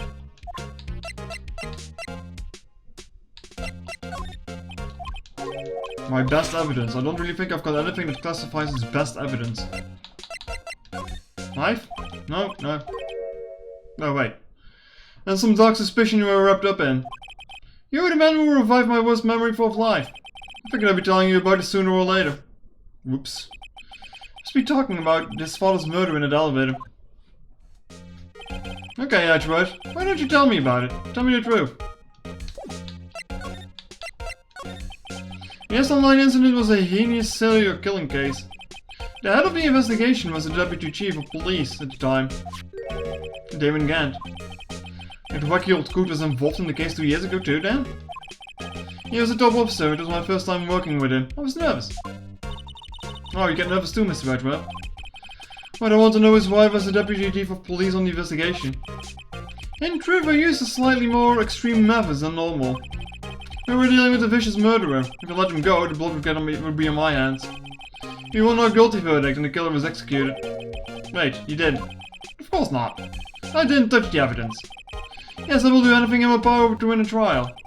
However, I have a code, and I follow it faithfully. By the way, Emma, the chief prosecutor wanted to know something. My sister? What? If you are still studying forensic science... Yes, of course. Why, just today Mr. Wright and I were using this. Luminal testing fluid, Well then, you might have use for this. Aluminium powder for taking fingerprints. It's been chemically treated for better adhesion. For me? Are you sure? We're the enemy, you know. No, I've no say in today's investigation, do what you will. Edgeworth, I'm really... No need to thank me.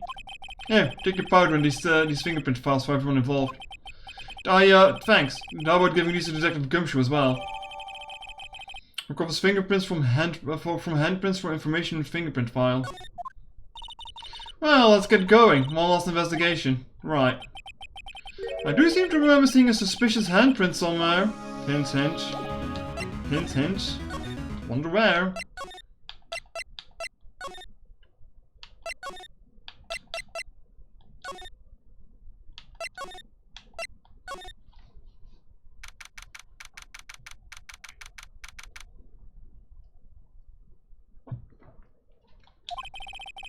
Our investigation turned up a suspicious handprint. Here, and there's a bolt on the detective's evidence locker. Let's use the secret weapon we just borrowed. Right, let's get started. First, choose a finger. A finger. Each finger leaves behind a slightly different imprint. So let's choose a finger that left behind the clearest print. Where you can tell the difference at a glance. Quit procrastinating and choose a finger. I mean, it's probably this one. I mean, the thumb might be clear, but it's not on there, like, directly. Like, it's on there, like, sideways. Like, just put your hand on the table and you can see what I mean. So, I'm willing to say it's this one. Okay, now it's time to check for prints. Let me show you how it's done. I'm starting to get a sparkle in her eyes. First we sprinkle the aluminium powder, alright. How'd you do that? Wait, enter. See? Ah. Looks like that did the trick. Aluminium powder adheres completely to the print. Once the powder is well spread, just blow away the excess. Huh? How do I do that? With E. Exciting. What the fuck is E? Imagine you're blowing out the candles on the birthday cake. See? Whoa. That looks like fun. It might take some getting used to though. It's fine, I won't let it go up your nose or anything. You just pour the powder on thick and blow away the extra. Those are the basics of fingerprinting, Mr. Wright. Guess I better give it a try. Oh yes, because they needed, oh, okay, thanks. I guess I wanted you to blow in the microphone for the DS when they released this. Ah, you did it! You found one! But this looks nothing like a fingerprint. Now that you mention it, I guess it doesn't. What does it mean? I think it means we're out of luck. Out of luck? The person who left his handprint must have worn gloves. Don't tell me we've been wasting our time here. Hey, calm down. That's just the way it goes sometimes with scientific investigations. But it does seem like a shame. Alright, why don't we look for the prints? All the prints? Looking at the locker door again closely. Seems like there are fingerprints outside the bloody handprint as well. Let's see if we can find a clear print. Fingerprints outside of the blot. I mean, here. Let's just cover the entire screen in powder. Why don't we? Fill in the blanks, if you will. It's not stopping me, so... Hehe. Just keep going until the screen is white.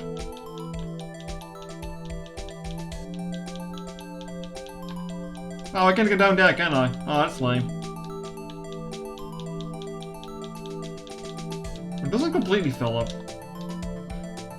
Wow. No, not good enough. Damn it. There we go. A print so clear is dazzling. Dazzling? Anyway, this print took a lot of help to find. Did it really? Let's match it up right away. So we're not done yet. This is quite a process. Well, there's no point in finding a fingerprint and not knowing who the owner is, right? I guess she's right. Look up the fingerprint data we got from Mr. Edgeworth and point out the person you think left these prints. How am I supposed to know who it was? I make a pretty good guess. The bloody handprint and the fingerprints are in different places, right? That means that the prints probably don't have anything to do with our case. So whose fingerprints would most likely be on this evidence locker? Boko bins. Boko's bended? I mean, yeah, it has to be Gumshoe's because it's his locker.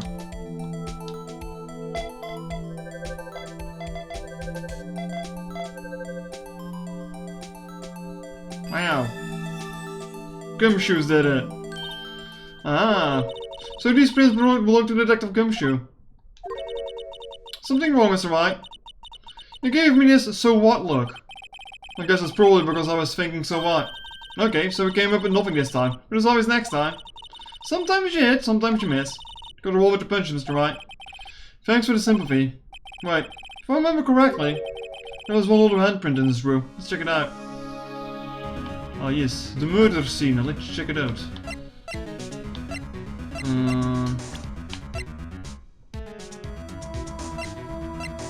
Do I have to investigate the luminal first?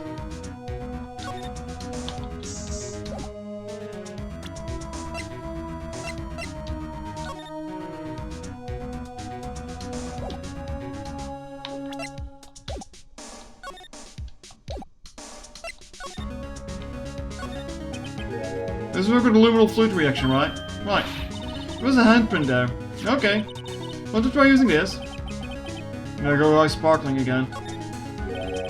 Okay, let's check for prints. That's the spirit. Oh, we'd have to warn you about something first. What? The area with the blood was wiped away, right? We only ended up finding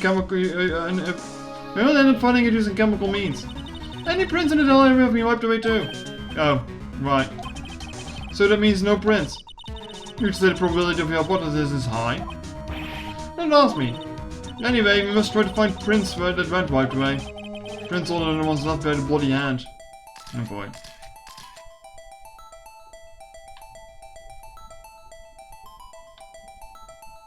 Well, I mean, I'm not seeing anything else on this, so...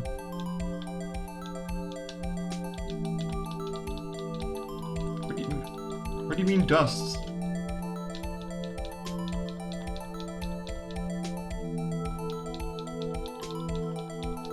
Okay, I'm not seeing anything else.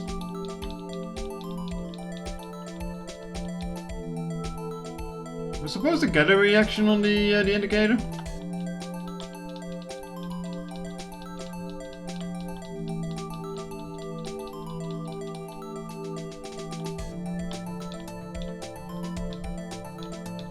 Oh no. What the hell am I supposed to be clicking here? It's kind of going over this and mashing the button.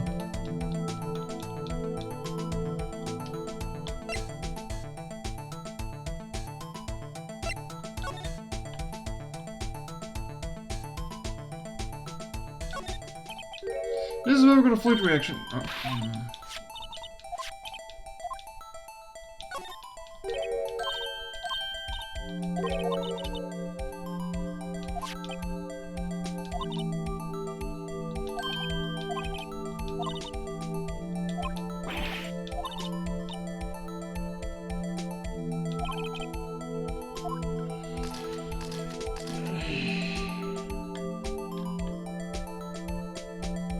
Alright, fuck if I know.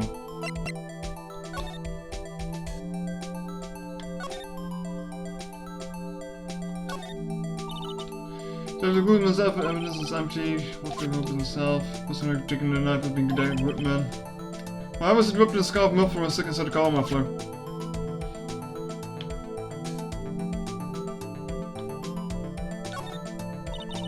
The other crime scene tape, you know the one that was, you know, yesterday was my first time seeing that. It was always my dream to push through the crowd and just step over the tape. It's a little daunting to encounter it against so soon. I think maybe that you're overreacting a little bit.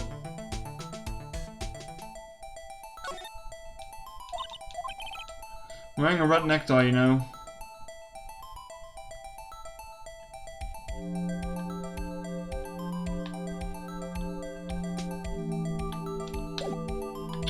Alright, I fucking give up. I know it doesn't take much today for me to give up, chat.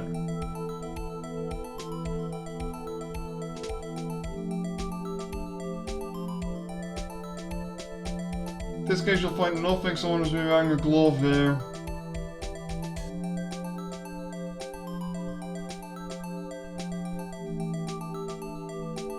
Examine a spot just to the left of the middle finger.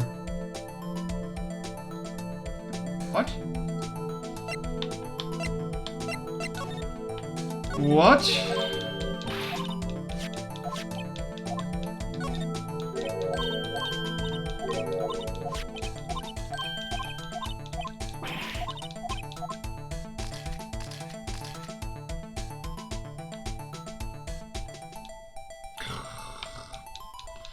Swear to God I didn't get any reaction for this when I went over shit earlier. Whatever.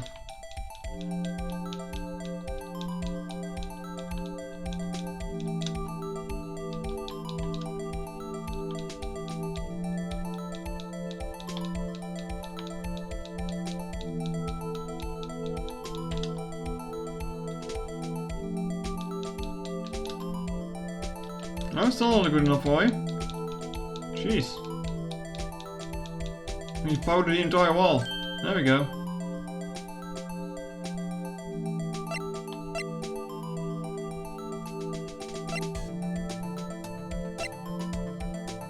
Oh, there you go.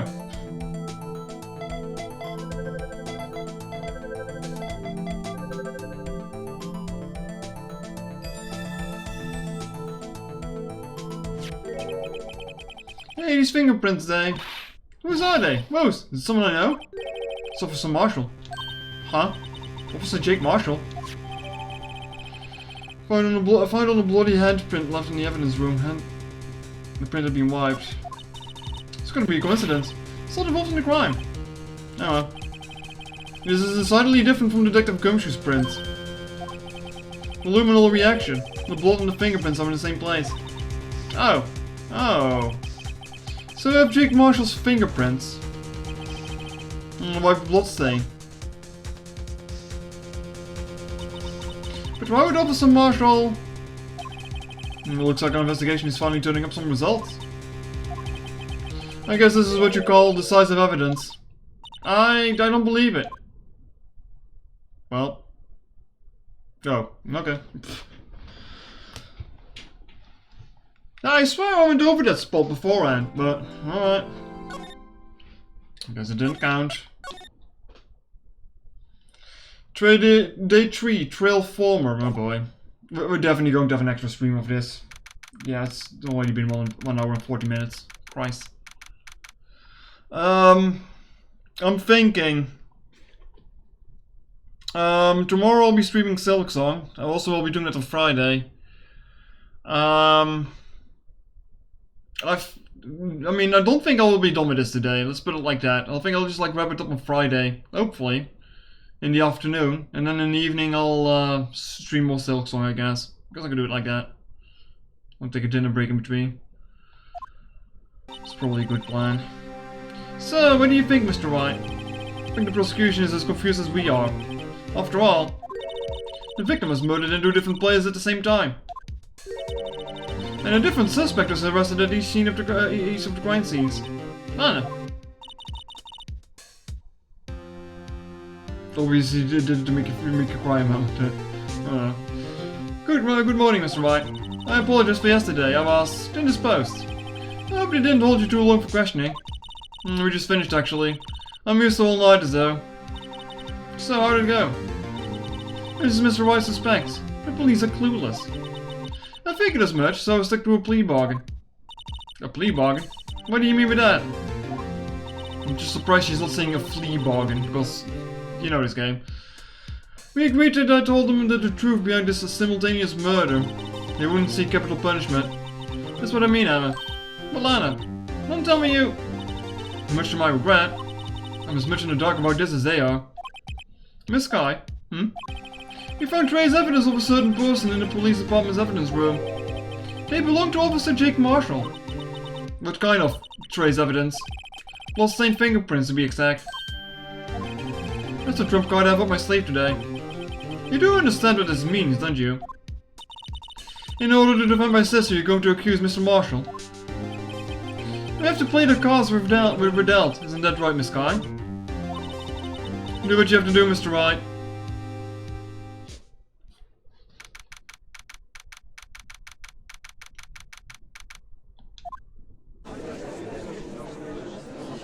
Court mumble, that's wavy or whatever. Court is now in session for the trial of Miss Lana Sky. The defense is ready, Your Honor. The prosecution is... I'm afraid you'll have to clarify. It takes 30 minutes by car to reach the police department from the prosecutor's office. Yet the victim Bruce Goodman was slain in both places at the same time. But it's not physically possible, is it? What's more, the victim from the evidence room just disappeared. Yes, and the body eventually reappeared in the trunk of Mr. Edgeworth's car. Wow. This is one mess of trial. One of my duties as prosecutor is to present impartial evidence. Today I'll present evidence relating to the murder of the police department. In so doing, I believe the way in which we should proceed will reveal itself. And that's what sets Mr. Edgeworth apart. He sounds on top of things. Even though he doesn't know what's going on himself. And that's supposed to be an admirable trait. Very well, let the trial resume. On the day of the crime, what exactly transpired at the police department? Mr. Edgeworth, you may call you the first witness of the day to the stand. For its first witness, the prosecution calls the suspect of a murder that occurred at the police department. The suspect? You mean the so-called murderer? Oh boy, Megan's time. Oh boy. Oh boy indeed, right. Things are gonna get worse from the get-go. This fucking guy. Will the witness please state his name and occupation? Yes, sir. I'm Officer Mike Meekin, sir. My occupation is, well, that would be murderer, sir.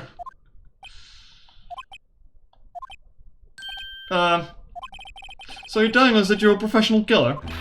Sir, it was me, sir. I'm the one who did it. Well, that was, oh boy. I'll never kill anyone again, sir. You've got to believe me, sir. Actually, what would you like to... Sir, what I would call you, I'm part of the younger generation, sir.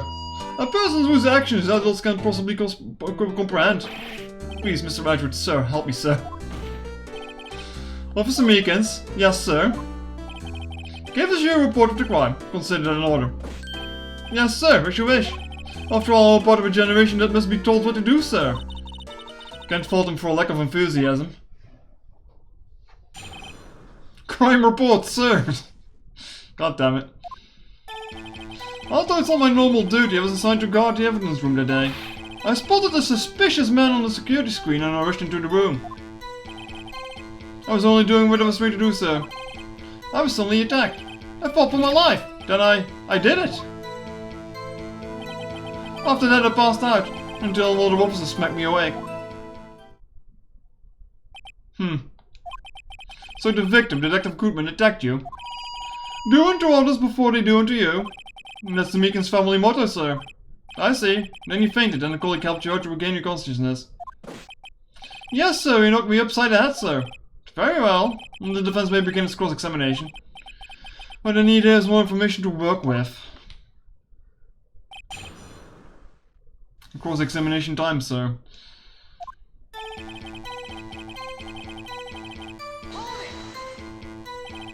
Mr. Meekins, you work in the General Affairs Department, do you not? Yes, sir. I'm in charge of hiring new recruits, sir. Yikes. How dare this carried out. Evidence transfer was taking place on the day of the crime, which meant many officers were given special tasks not ordinarily performed. I was in charge of guarding the Blue Badger, sir. The Blue Badger? Yes, sir, the lovely police mascot created by the Chief of Detectives, sir. They play this fucking god-awful music. I was so sure it wasn't broken during the transferal process. It was my sole mission for the day, sir. I see. Sounds like a very, important mission. After the award ceremony finished that day, there were so many people running around. Then I relocated the Blue Badger to the evidence room. Oh, so that's why you went to the evidence room. This is clearly broke Meekins. Tell us, what did you see when you get there? Spotted a suspicious man on the security screen. Oh, don't worry, Zenzel, you'll know. You'll find out. In order to enter the evidence room, you need an ID card, am I correct? Precisely, sir. I have one right here around my neck. So then, your ID number should be listed on here, right?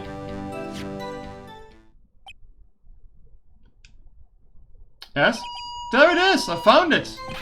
This is the one right here. Could you please read us the number? Yes, sir! It's 4989596. That's my number, sir. I see. But the number is being shown as you being used twice. Please explain, witness. It's no real mystery, sir. The first time is when I relocated the Blue Badger to the evidence room. And the second time is when I went to get in, when I went to go get him after everything settled down. I see. So it was during the second time when... Yes, sir. That's when I spotted the man on the security screen. You're only missing the first one now. I was only doing what I was trying to do, sir. I was suddenly attacked. So you were attacked. Can you please tell us exactly what happened to you? It was a knife, sir. A knife! Detective Bruno pulled out a knife on you. What happened then? Now, with me charging in on him like that, he looked surprised as I was. You aren't exactly the kind of person someone would want to run into. That's when I reacted, sir. I swung my arms like an octopus, struggling to detain him. That's how I got this gash on my hand. Maybe if you just kept your cool, your hand wouldn't be... I saw the blood trickling down my arm, I panicked. I grabbed the man by his collar. I fought for my life, then I did it. What exactly do you mean when you say, did it? I know I don't look like a type, but I'm really into Kung Fu films, sir. The man let his guard down for just an instant, so I snatched a knife from him. You took his knife? I spun him around and performed a disarming maneuver. I made sure to close my eyes like a man. I see. I must have been desperate. The next thing I knew, his white coat was drenched in a sea of my blood, and then the next thing I knew... Yes? He punched me right in my face, sir! After that I passed out until an officer smacked me awake. But about what time did you regain your consciousness? No offense, sir, but how was I supposed to know that? I wasn't conscious. Oh, right. According to the report from the officer that woke up the witness, it was about 5:30. Hit me right in the head too. I woke up crying tears of pain. That's nice. I mean, it's nice that you recovered, it is. When I came around though, I made sure to finish my mission, sir. You definitely did it, look him up. Your mission? Yes, sir, the Blue Badger, sir. I returned him to the entrance before things got out of hand. Well, we can all rest easy now. I believe you now have a fairly accurate picture of what happened. Yes, Your Honor. Only one thing remains unclear. Was the man this officer murdered really the victim? He's got a point. Yes, Officer Meekins? With regard to that, sir. Take a look at this. It was sent to my jail cell. I'm going to take a drink.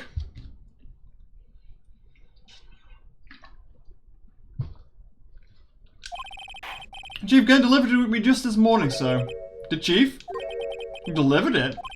What is that? A videotape? Yes, sir, that's absolutely right, sir. A videotape, sir. It contains footage from the security camera in the evidence room. What? But I specifically asked if there was such a tape. And I was told it had been mistakenly erased. It's quite a mistake. I just do what I'm told, sir. It's the only thing I'm really good at. Meekings who don't want to see Kent's sex tape. Damn it. Looks like the communication within the police department is as good as ever. Well then, let's have a look. Show us a video of you murdering the victim. Alright, chat, you're going to see this tape a lot of times. Don't worry about it. No, please stop using that word murder, sir. It scares me. A video really of a real murder. That's what we're getting ourselves into.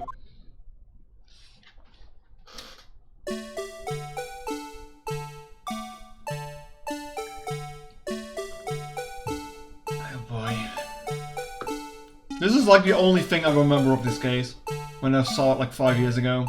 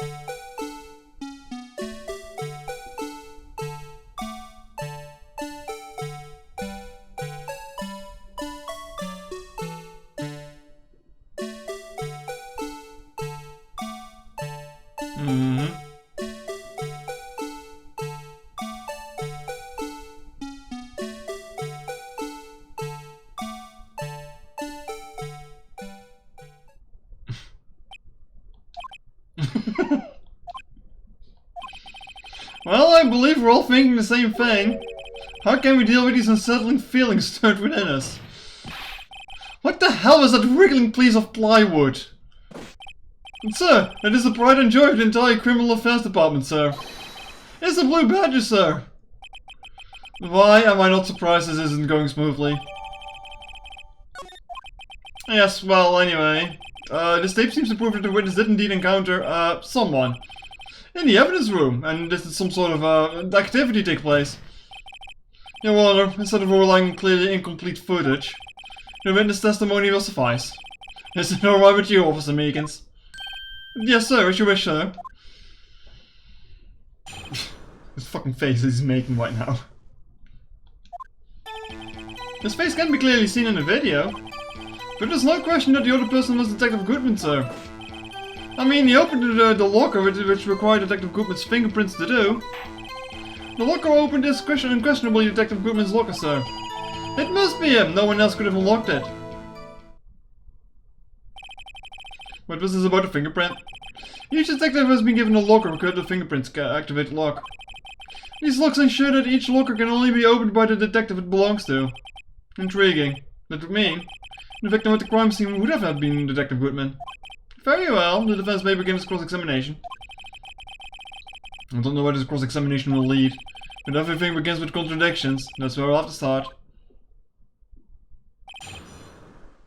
Look at that dopey face of his.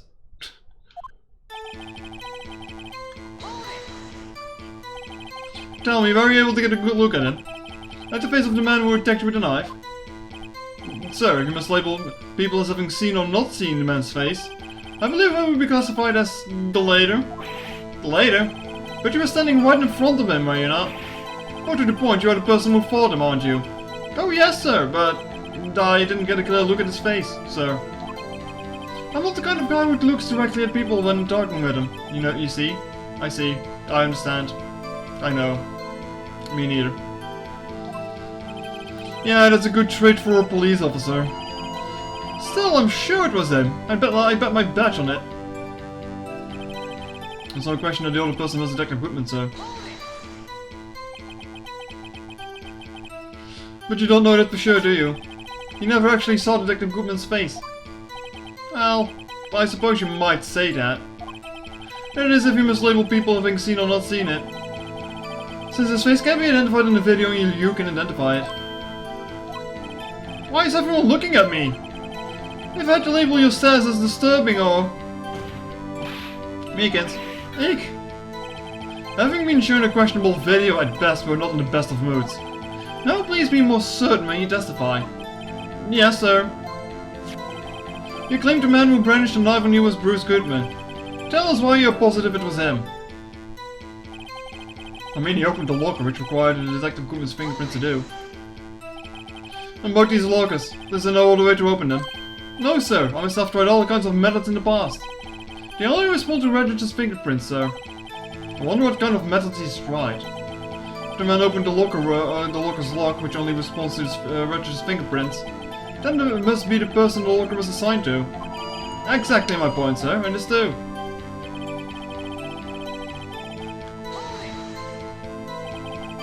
How do you know that information? I heard rumors, sir, from the people in the know. People in the know? The workers in the department cafeteria, sir. They keep me informed. They also listen to my romantic troubles, sir. Oh boy. Yeah. For the record, the open locker did indeed belong to Detective Goodman. I verified this information through a more reliable source. So the victim opened the locker with his own fingerprints. So it must be him, no one else could have unlocked it. However, the most important detail is not shown in this video, the man's face. Sir, if I may say something, sir. Please do. After all, you're the one being examined. I don't understand why the man's face is so important in this case, sir.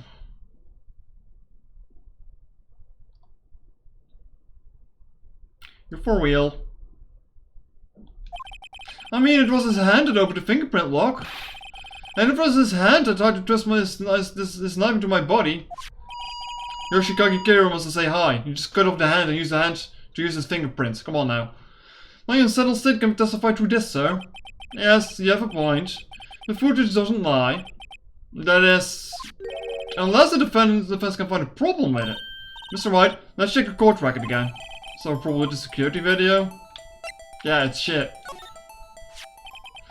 Regarding the video contained on this tape, there's one thing in particular that seems rather strange. Strange? This contradiction leads to the possibility that the man may have not been Detective Goodman. What? This video contains such a contradiction? Interesting. Your Honor, I have a proposal.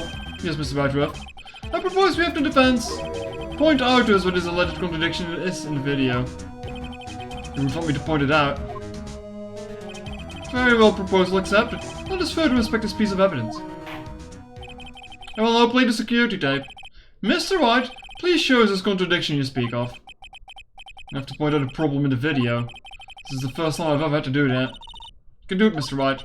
It's set up so you can fast forward, rewind, or pause the video. Just take a quick look and be sure to point out the right thing. Please don't play it too many times. I can't stand watching the video. How did this guy ever become a police officer? Now then, Mr. Wright, please enlighten us.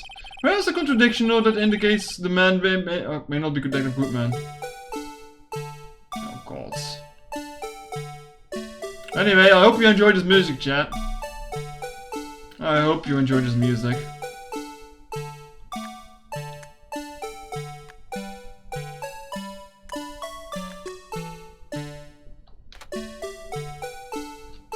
Rhino, what's this?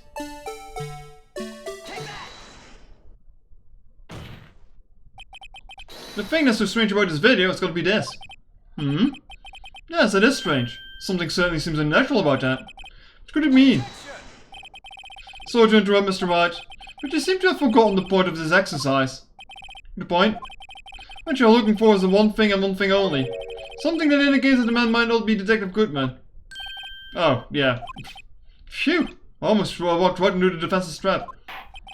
I'll place him under arrest, sir. Rats. I need to slow down and tackle these things one piece at a time. Now what do we do? Play the video again.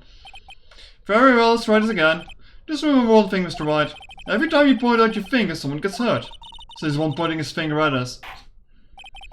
We'll not play the security tape, Mr. Wright. Alright. Why was the light on above the locker? I mean, why not?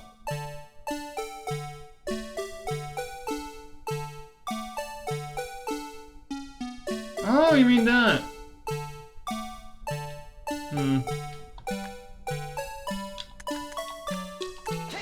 Oh god, that... No! Oh, I wish I could fast forward this.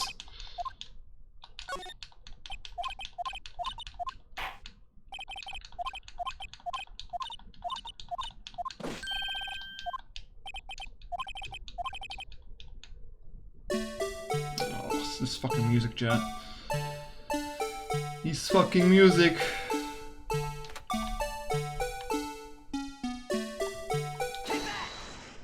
Should use his mascot as an emote? I think Oxy does that. It's gotta be this. Officer Meekins? Sir? Do you mean me, sir? As I understand it, the locker apparatus works like this. No, no, stop playing the music! No! No! When you grab a handle, it sends a reach a fingerprint, if it's a match. The light turns on and the lock is released. Who's this picture of? According to my very limited experience, I understand this is the way I understand it, sir. This music is on my sex playlist. Floof, Floof, are you fine? Do you need help? Do you need an intervention?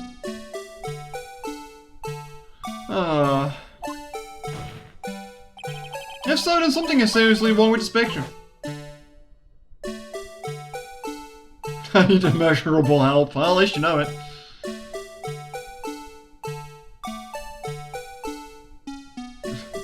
Just fucking playing it again. So there is a version of this song online, which is basically just a remix of Bad Apple. And one of the top comments on that video is, the section where you have to sit through the tape of the blue badger dancing with this music is a carousel of agony. I was like, Yeah. Yeah. Because we're not done with this quite yet. This is going to last on for like an entire hour. When the victim reaches for the handle to open the locker, let's rewind a little earlier. Please rewind faster. Also, that's a very good music remix, by the way. Let's see if we can play it next time I stream this. There! Here, notice the light? What's this? It's already lit. I walk slowly away from Floof. I think you'll be fine, Zaza. I hope you'll be fine. Maybe you should keep caution. Precisely my point, my honor. The locker was already open before the victim grabbed the handle. Ew. Don't joke yourself, sir. Order, order. What is the meaning of this? It's very simple, your honor. The locker was unlocked on the day of the crime. But the locker locks are controlled by an electronic system. When the door is shut, a sensor is triggered. And the locker is automatically locked. Oh, I know, it must have broken down. Of course, I'm not an expert on this. That's not likely, your honor. The sensor would detect any and report any malfunction. Oh, well, it just goes to show that an officer should keep their mouth shut. So then, Mr. Wright, do you have any explanation? Me, your honor? Yes, why wasn't the locker locked? Me, your honor?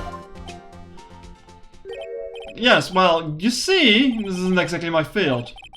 What do you think, Miss Scientific Investigator? Oh, maybe something like jammed the system sensor.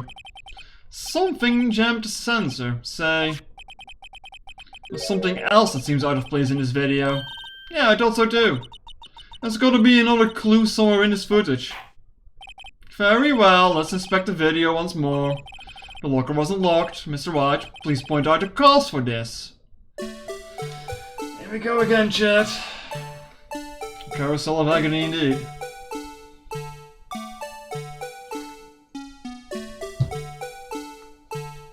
Well, I can't fast forward, so...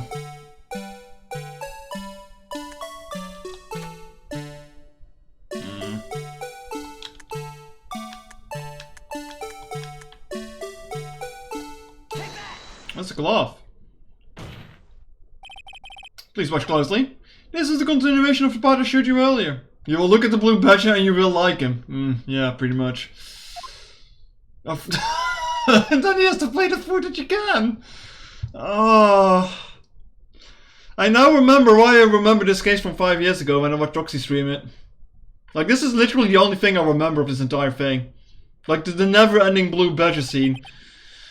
Oh, what's this? Something white fell out of the locker. But sir, it's been my experience that things fall out when doors are opened. I often fall out and roll a great distance when I open my car door, sir. You can't be sure that item is completely inside the locker to begin with. What do you mean? The sensor triggers the lock when the door is shut.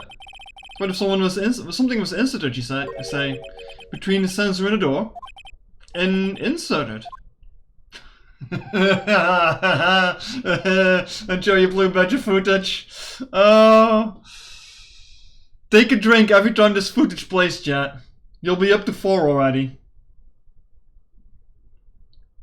More if you count actually me watching the video. This white thing wasn't inside the locker. Overall, I continue circling with nothing but my hate in the carousel of agony. Hate to target towards the blue badger, yeah. This white thing wasn't inside the locker. It was stuck between the door and the sensor. Oh, I understand now, sir. It's just like my tie. 2 out of 3 times it gets stuck between in the door when I go out to my patrol vehicle, sir. Instead of the door closing, my tie chokes me. Okay. But the object would have to be extremely thin to fit in the door. Not only that, but it would also have to block electrical currents. It would need to be an insulator. Yes, an insulator. Put at the scene of a crime. There just might have been something like that, there might have just been something that fits the description. But sir, my insulator, you don't mean... I think I finally got this figured out. Very well, will the defense please present the relevant evidence? What was this insulator that was stuck in the locker door? I'm sorry, Your Honor, just my cock, it was too massive, so it blocked the door off. Oh, close enough. It's also made of rubber. I found this thing near the locker, a thin rubber glove. But we can't be sure that it was the victim's locker. It had a tag that says SL9 incident. The video seems to depict the victim opening the locker. But it isn't the case. The lit lamp attests to this. On the day of the crime, even I could have opened that locker. Is this not so, Officer Meekins? Sir. No, it would appear so, sir. Order, order, order. So we are to believe then that the victim, whom this witness stabbed in the evidence room, was not Detective Goodman? Do not be misled, Your Honor. What do you mean, Mr. Edgeworth? The defense has merely demonstrated its possibility and nothing more. The victim in the video is indeed Bruce Goodman. The prosecution will offer one more testimony to prove this. What? Officer Meekins, please testify about this. He's choking himself with his shackles? Yes. Don't worry about it. He's smarter than he looks. Hopefully. Sir? Me? Sir? I'm not sure what you're referring to, sir. Oh, you mean that, sir? Of course, sir. Is this a joke? Very well, begin your testimony. Mystery Man 2. Well, the mystery man is at the tower. Locker room. There is one thing that proves that man was Detective Goodman, sir. To enter the evidence room, one must use their ID card. When an ID card is used, there is a record of it. At the time of the crime, the detective had used his card. Yeah, I mean, that's true. Pretty tame base attorney standards. This one guy rips his face off like 10 times.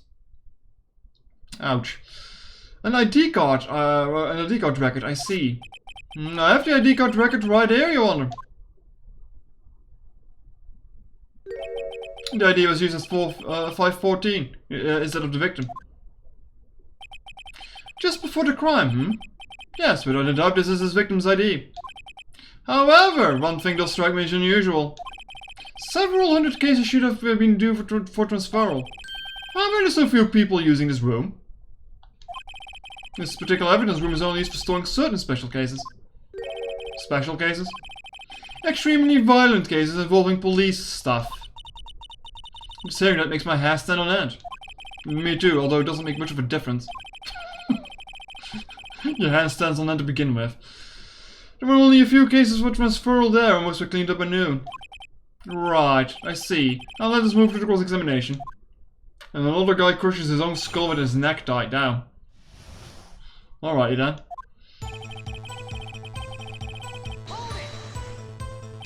So, unlike your earlier testimony, you believe this to be rock solid, do you? Yes, sir. Solid as stone, sir. If my hand wasn't wrapped in bandage, I'd even give the Vivo victory sign. I mean, you still have your other hand to do that with. Come on now. Couldn't you just use his right hand for that? That's very much folly. As we have seen, we never knows what he might say until the very last second.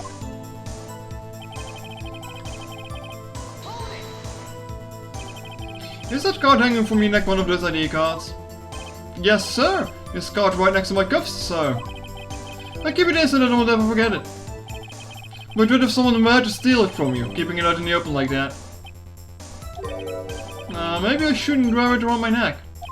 I like how he's got a good luck fortune there. This poor man needs all the luck he can get. Remember when I said 2 out of 3 times my tie gets stuck when I get out of my car? Well, the remaining time it's my ID card that gets stuck. Instead of the door closing, my ID card chokes me. Maybe I should just leave this one alone. At any rate, each police officer has only one ID card. Both the police department and the prosecutor's office can attest this. Please proceed with your testimony. And that ID card is used as a record of it. Let it be noted that this is the record the witness referred to. Let me see. Yes, that would be it. Detective Goodman. What's the matter? According to this, Mr. Edgeworth, your name is on there. So it is, Your Honor. Not that prosecutor again. Hey, maybe he's behind this. Being a prosecutor, he could hide the evidence. Mommy, is that man in blue the murderer? Shh, don't stare at him. You've got the wrong color, kid. Maybe he's colorblind. Cut him some slack. It would seem the inquiry committee will want to speak with you again today. I have nothing to be ashamed of regarding my actions or their consequences. For now, let us continue with the cross-examination. Poor Mr. Edgeworth. It must be so difficult for him. At the time of the crime, the detective had used his card. Earlier, I believe he testified to me asked the man to show his ID card. He pulled a knife on you. Yes, sir. He didn't show me any ID card, sir. Don't you think that's odd? I mean, if he had his ID card, all he had to do was show it to you. There wouldn't be any reason to draw a knife. Maybe he just panicked. Everything stems from contradictions. Let's point them out. Mr. Wright, what do you think? I'm confused. What? The problem with his ID card testimony is far too obvious. It's not like Ashworth to miss something like this. You're thinking too hard about it. Come on, let's show them what we've got. Oh, I got unlimited saves, that's what I got.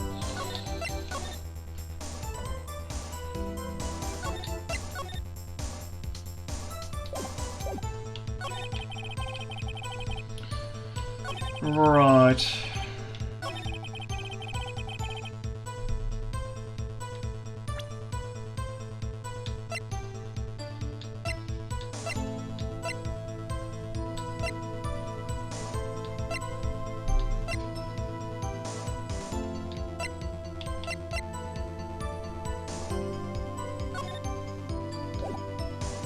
Just wanted to check what that was.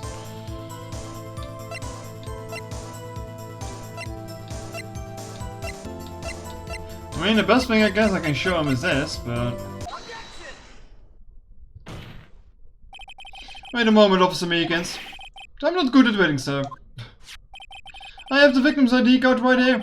I found it at the crime scene. That makes sense. When I say crime scene, I'm not referring to the evidence room at the police department. I meant the older crime scene, the underground parking lot of the prosecutor's office. Your Honor, I have one more piece of evidence to present. A very important clue regarding the victim's ID card. The lost item report. It's only half completed. But it shows that Detective Goodman had lost something on the day of the crime. Something important enough to fill out his report. Let me guess. You believe this something to be his ID card, right? I can't say for sure, but there's a high probability. On the day of the crime, Detective Goodman was not carrying his card. Order, order. So now, what does that all mean? It can only mean one thing. It doesn't even require much thought. The man Officer Meekins encountered in the evidence room was not Detective Goodman, but rather the man who stole his ID card. Order, order, order. Does the prosecution have a response? Now, I've only one thing to say to the defense. Bravo, Mr. Wright. Bravo? Allow me to summarize the defense's argument. At 5:15 PM on the day of the crime, the man in the evidence room Officer Meekins encountered was not Detective Goodman. There are two grounds to support this. First, the locker room in the evidence was already unlocked. Second, the victim had lost his ID card. Am I correct so far, Mr. Wright? Yes. What is he up to? That being the case, we must inevitably be argued at a single conclusion. If the victim in this video is fake, then the murder in the evidence room is also fake. In other words, the security camera does not show the instant of the murder. Well, I guess that's right. Something wrong, Mr. Wright. Only moments ago you seemed to content to be pointing your finger around. This isn't going to end well. Well, well. It seems you finally realized. Exactly when you've gone to such lengths to prove. Explain yourself, Mr. Edgeworth. The defense has already done the explaining for me. The victim in this video is a fake, which means the murder did not take place at the police department at 5:15 on the day of the crime. So, the real crime could only take on one place. A place is one location, the underground parking lot. At the prosecutor's office, the murderer being Mr. Lana Sky, the defendant. The evidence is compelling. A trustworthy witness observed the moment of the defendant used the murder weapon. Yeah.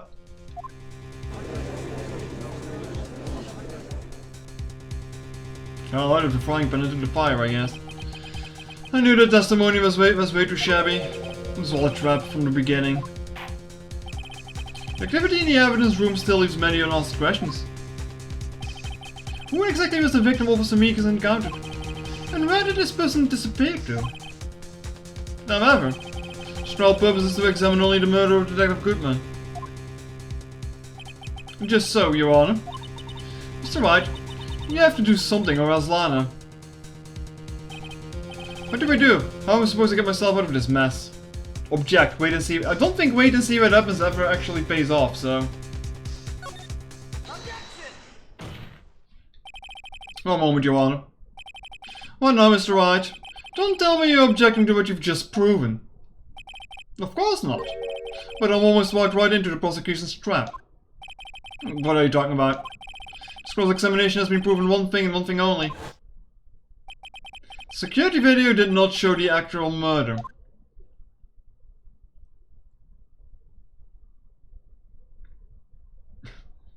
Yes, I'm waiting on it.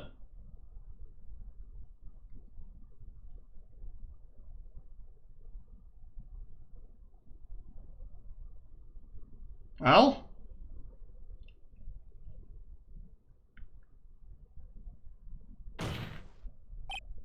However, it cannot be said that it is unrelated to the murder in the parking lot.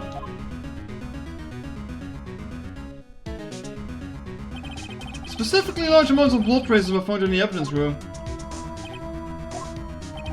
The defense demands further examination into the truth of the matter. Mr. Wright. Yes, Your Honor.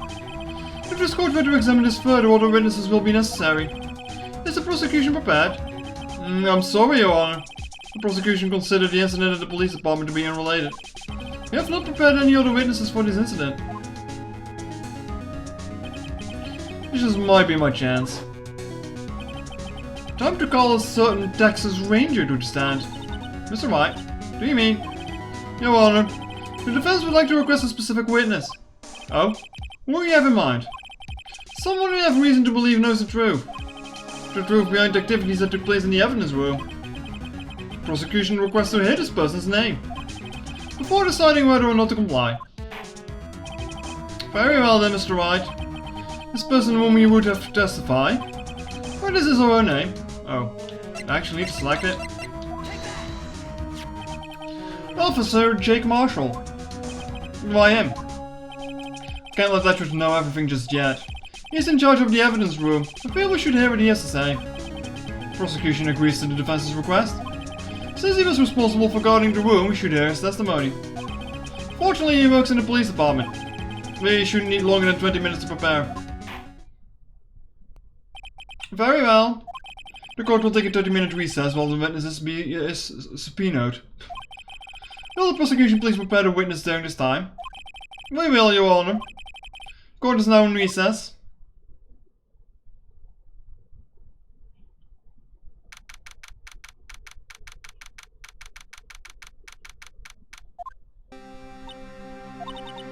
There's no stopping you, is there, Mr. Wright? What do you mean? You called for Jake Marshall. It seems you figured out you figured everything out. You haven't figured out anything out. Lana. You're the one who knows everything. Emma. You always know everything. Why don't you just tell us? Mr. White is trying his hardest to protect you. I don't recall ever asking for his protection. Well, that's what you're going to get, and you better be happy with it, bitch. Sheesh. How can you be so cold? Don't you trust us? Don't you trust me? Hope I'm not interrupting anything, pals. You might be. Oh, guess I am. I'll come back later. No, stay here, Gumshoe, please. Wait, Detective Gumshoe, what is it?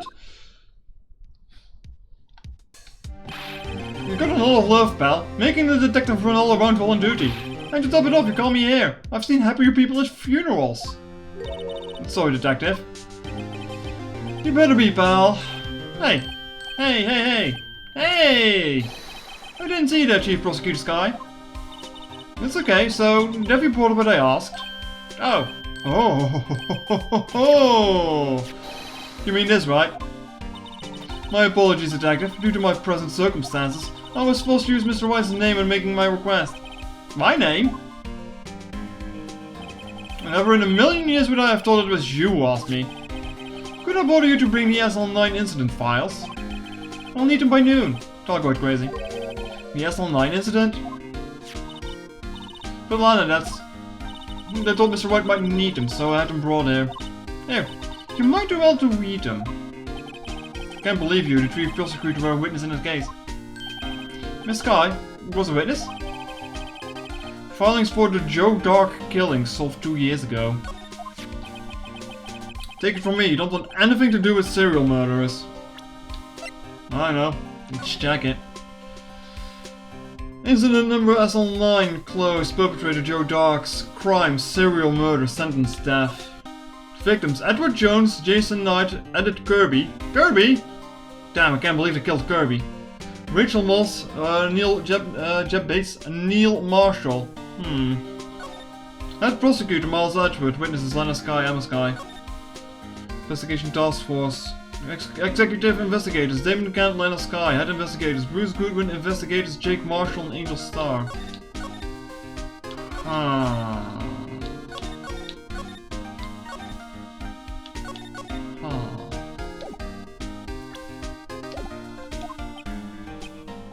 Oh, what? Now that I've brought you your stuff, you're just gonna ignore me? Damn, but why? Why is your name in here? What? My name's in there? I don't know. Unless... No, it couldn't be. Lana, is this online incident? Is that... That's a classification number that the police followed under 2 years ago. The rest of the world knew it as...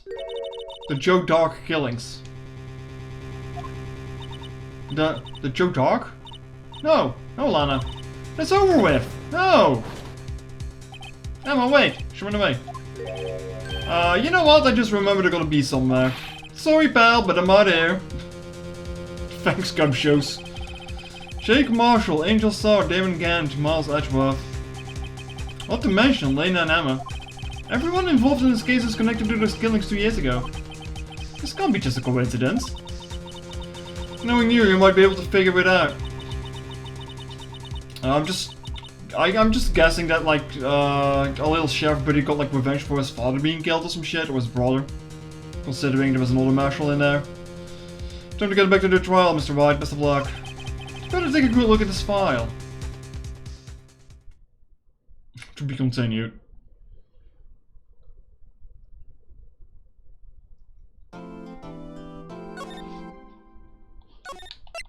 Trial later. Haha.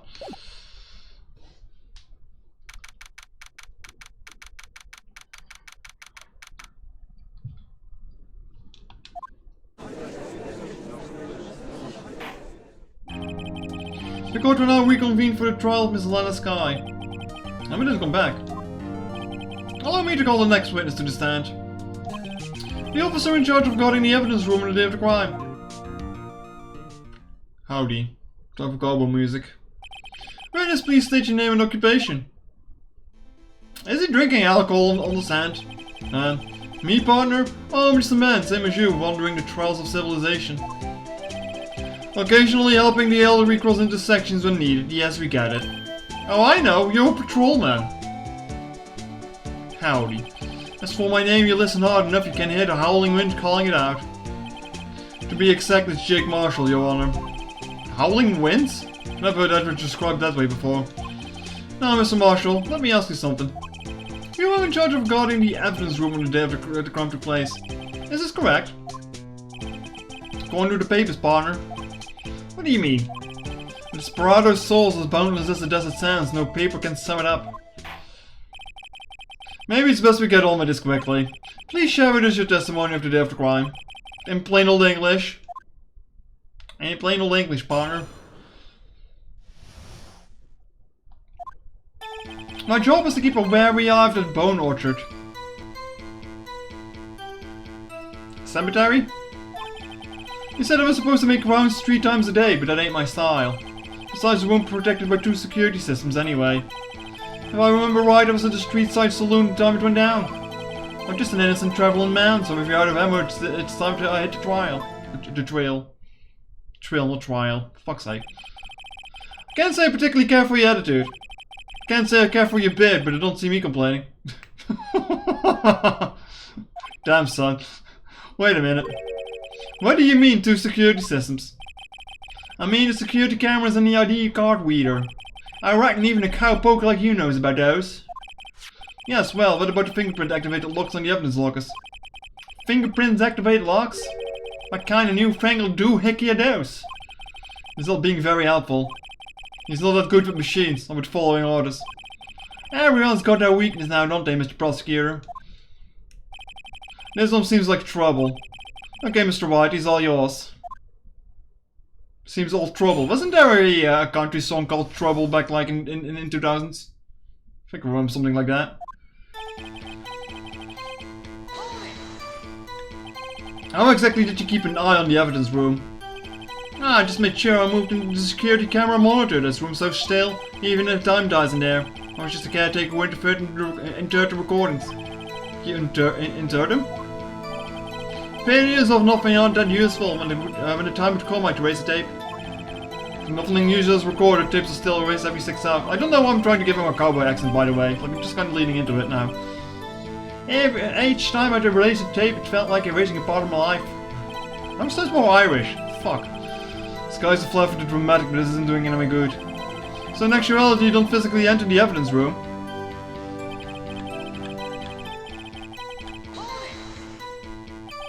But you made your runs on the day of the crime, right? Ain't you heard a word I said, partner? I told you that it ain't my style. He isn't a cowboy though? No, he's pretending to be a cowboy, but I can still give him a cowboy accent, come on now. Well, he's just sheriff, fine, whatever. Same thing, he's a westerner, whatever. I'm afraid I don't understand. No desperado I know lets rules get in the way. No desperados I know join the police force, yeah. That was true. So, Officer Marshall, on the day of the crime. Just between you and me, I ain't set foot in the evidence room today. There was a rubber glove stick in the victim's locker. Do you know anything about that? Sorry, partner. Can't say I do. I haven't been in that crypt in weeks. How does this guy avoid being fired? I mean, you say he didn't set a 7 in his room, but what the fuck is your ID card? If it has a lot of 7s, then a cowboy Cooney. I mean, you've heard of Weeaboo, I guess it's just a Westaboo. Quite literally Westaboo in this case. He used to be a detective, so he used the evidence room in the past, correct? Of course! Back in the day, my locker was a gold mine of evidence. Texaboo, yeah, that also works. And yet you didn't know about fingerprint locking mechanism. Sorry, partner, I ain't good with machines. I couldn't even tell you how a bike works. It's quite incredible. Since the little locker handles cannot be seen. It's well known that some detectives are unaware of their presence. Now that he mentions it, Detective Gumshoe said something like that too. At any rate, it doesn't seem that it's like this is relevant to the crime. Can you tell us what you were doing when the crime took place? If I remember right, oops. What were you doing in a place like that? I was eating spaghetti. Let's call them spaghetti western over here. Not even an angel steak beat lunch can beat Paolo's Vongoli Sapia pasta. You mean to tell us you abandoned your police duty to eat some noodles? Not all desperados eat tacos, partner. That's not what I meant. I hope that this at least taught you a lesson. That's strange. This is usually where Edgeworth says. Or did you not want to raise this year? Alright, up to save. Oh wait, no, there's more, hold on, there's more. Out of ammo, Officer Marshall. That's right, partner. Or I should call it evidence. You plan to pin this on me? Pin me on the... If you plan to pin me to this crime, you better draw. Otherwise, you're just wasting my time. My steel horse is waiting to carry me back west into the sunset. I thought you couldn't deal with bikes. You piece of shit. One thing seems clear. Despite being responsible for guarding the evidence room, the witness doesn't appear to have seen anything. Texans don't take orders from anyone, everybody knows that. Apparently your superiors don't. Okay, I have a trump card up my sleeve, so I best to keep my cool. Before I use it though, I better up the ante. You don't mind open paint, this is the last stream now. You know what? I'll fucking humor you on that. I'll fucking humor you on that. It would be nice if I could get this music with this, but hey.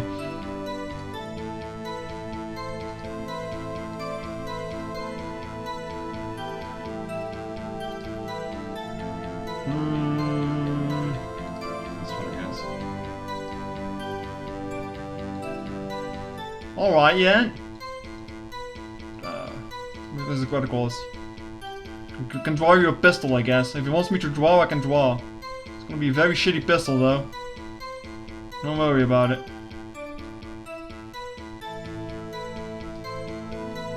Like, I ain't got no drawing skills.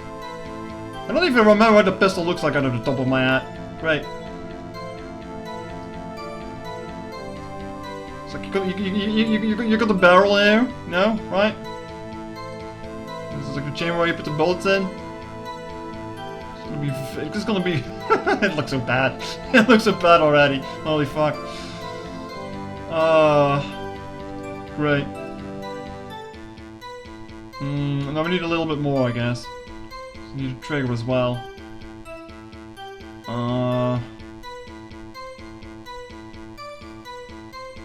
Drawing of the most scuffed ass pistol you're ever going to see, chat. You better appreciate it.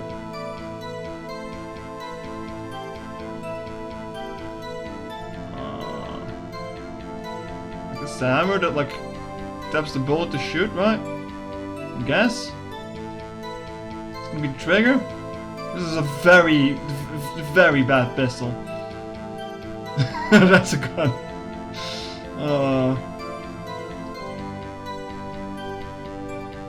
I'm not even sure if the handle extends to like the back part here, but yeah, sure.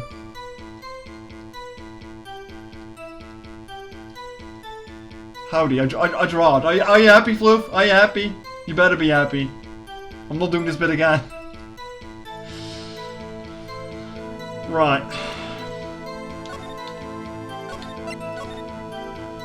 I'm immensely happy about the Mickey Day. Besides, the room is protected by 2 security systems anyway.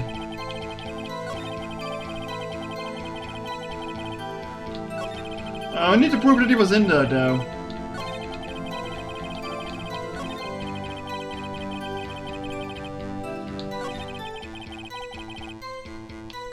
God.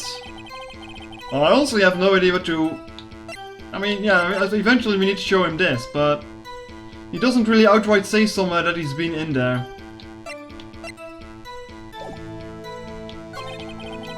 Clip it? Sure. Be my guest.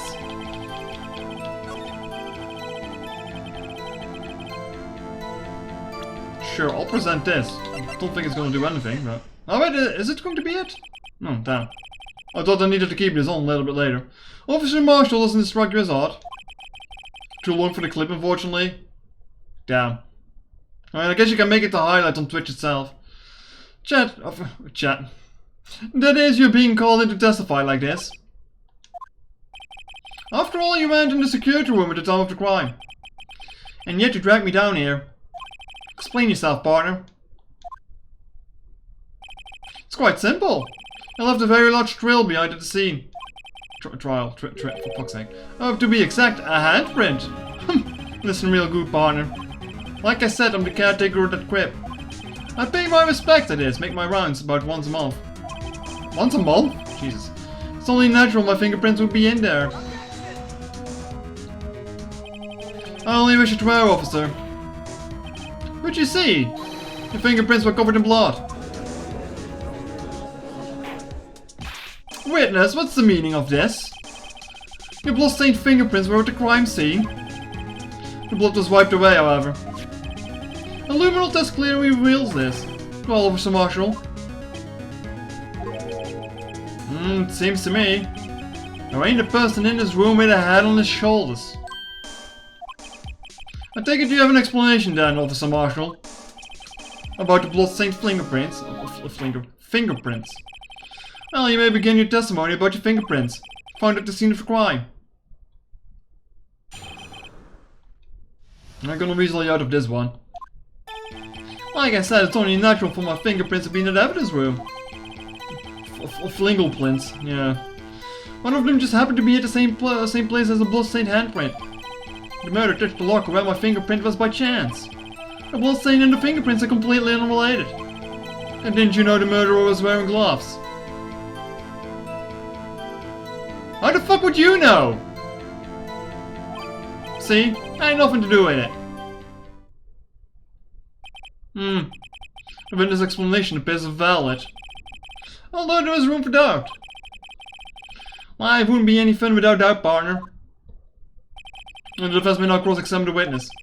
This guy's hiding something, I can feel it. That's my chance to prove it. I'm pretty sure it wasn't mentioned that the culprit was wearing gloves. Ooh, something over my own words here. That's because you, how did you put it, pay respects once a month? Yeah, that's right. Then one more thing. That locker happened to be mine. What? What do you mean? I mean what I said. That's the locker I used when I was a detective. I used the locker I still use. All that's in there now, though, is a heap of broken dreams. I see. It'd be strange if my prints weren't all over the locker. Apparently his fingerprints data has never been removed from the locker's programming. He must have been using the fingerprint lock all this time without ever knowing it. I mean, if he's been fired for 2 years, you would think they would have, like, fixed it by now, right? Oh, the police department. So then, what about the bloody handprint? Wasn't mine, no mystery. Please explain. The locker is covered with my fingerprints. It just so happened. The murderer touched the locker where my fingerprint was by chance. The chances of that happening are 1,000,000 to 1. On the contrary, one could just argue the opposite. The chances of that not happening 1,000,000 to 1. Get one thing straight, partner. You ain't gonna get no reward from me with a mere fingerprint. If you wanna know why? This accent is going all over the place, but it's not a cowboy accent anymore, is it? Unrelated? Yeah, it was different as 9-day. Kinda like cereal and cereal. One's got to do with breakfast while the other one's a type of murder. He's right, although seemingly alike, they're totally different. I don't see what homonyms have to do with this. You know what, go full Aussie. I don't even know how to do that. That just makes me think of Crocodile Dundee. It also kinda look like a cowboy, I guess. How would you know that? I may be a loner, but I still do my job and keep up on the reports. There's a bloodstain on the scene though. They were left behind by the murderer. The British but vulgar. Aye fucking mate, you got a license for that. You blow your anchor. Huh? Oh. You're saying that as if British isn't vulgar to begin with. That's right, it was found in Detective Gumshoe's locker. However, no fingerprints were detected on that handprint. Oh yeah, I think we tried to do that too. So that would mean the murderer wearing gloves happened to place their hands on top of Officer Marshall's fingerprint. That's the only logical conclusion. Ah, you're starting to get the picture, partner? The picture? The seal of law. And in the desert, it's just food for the buzzards. Wasn't it recently that I heard that the buzzard population wasn't doing well anymore because it didn't really have much cadavers to feed on anymore? At least in America. Or some shit like that. Like, I don't know where I heard it anymore, but I like randomly heard it at some point. It's only one reality, and that's this. Security tape. So as long as my trial isn't in there, you can't say otherwise. This isn't getting us anywhere, Mr. Wright. Please consider carefully where you're going with this cross-examination. Yes, Your Honor. You're right, the British bit anti-posh. Let's continue testimony, Officer Marshall. Was it, though? What do you mean by that? You want to tie me to this crime, isn't that right, partner? If so, the video is the only direct evidence you have. But that video is next to useless, it's full of blind spots. Blind spots? Places you can see. Oh boy, here we go again, chat. Camera's bending back and forth, the floor isn't shown. Ah, that's actually true. Could have crawled on the floor like a baby. If someone was familiar with the camera's position, They could leave the room without being caught on tape. We don't have time for your speculations, Mr. Wright. Now, Mr. Wright, if you can show us evidence in this video that indicates Officer Marshall was present, then please do so now. There was no evidence in the video. I might be walking right into Officer Marshall's trap. I'd better try to find out a little bit more information. Seems you should be moving back to the testimony. Very well, Officer Marshall, can you please give your testimony again? I guess I'll just do it again. And actually say that he is in there.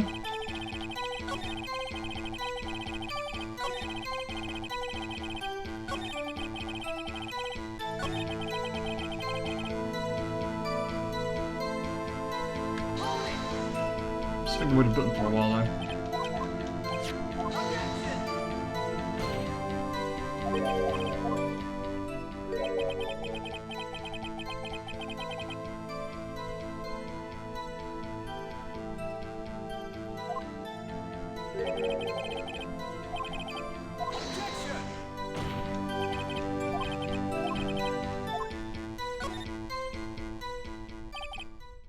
Very well. Allow me to point out your mistake, Officer Marshall. Tread carefully, Mr. Wright, or you might end up being the one making the mistake. Now then, let's have another look at the video. Shows us incriminating evidence of the witness, Officer Jake Marshall. No calls. Here we go again, chat.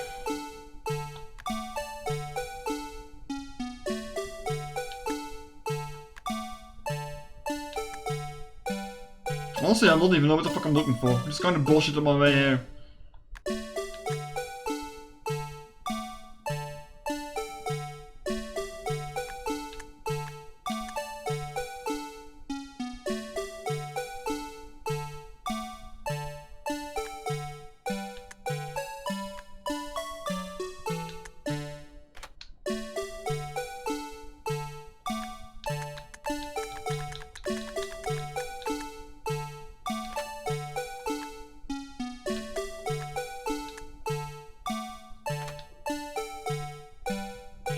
Actually, wait a minute.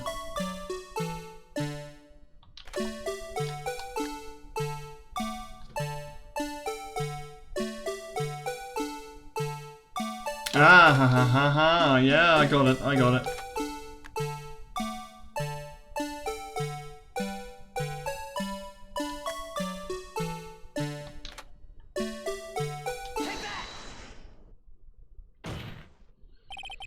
Bringing attention back to the security camera is a mistake I'm afraid you'll soon not forget, Officer Marshall. The days are short in taxes and so are our tempers. Could you sum up what you have to say in 8 words or less? Very well. Let's do 1, 2, 3, 4, 5, 6, 7. Yeah, that's 8. You can clearly be seen in this video. Exactly 8 words. Not bad, partner. The key lies in a certain locker shown in the video.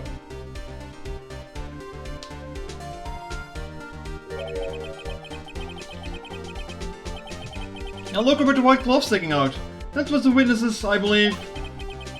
Oh, let's rewind the video a bit. I hope you like the stupid cardboard face, chat, because you're going to be seeing it a lot more, I think.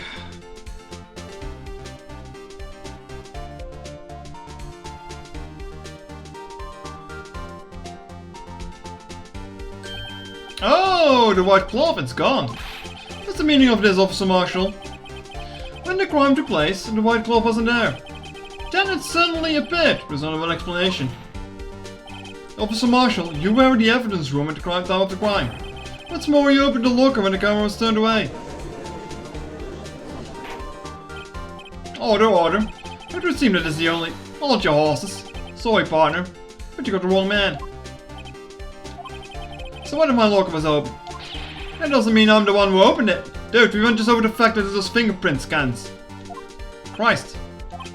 The murderer needs to hide something, so I opened the locker and stuck it in. It's not my fault that everything chose mine. Why is everyone staring at me like I'm a wanted man? This guy isn't just playing dumb. He really doesn't know. I hate to rain on your parade. But You're the only person who can open that particular locker.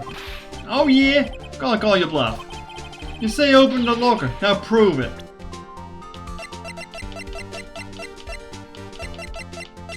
I think I know what I need for this. A fingerprint sensor? We talked about this earlier today. The lockers can only be opened by the detectives they belong to. What kind of crazy talk is this? Well, Detective Gumshoe did mention something about this. In any case, the locks aren't that obvious. There are even some people on the force that don't know about the fingerprint locks. So, Sheriff, what do you have to say in 8 words or less?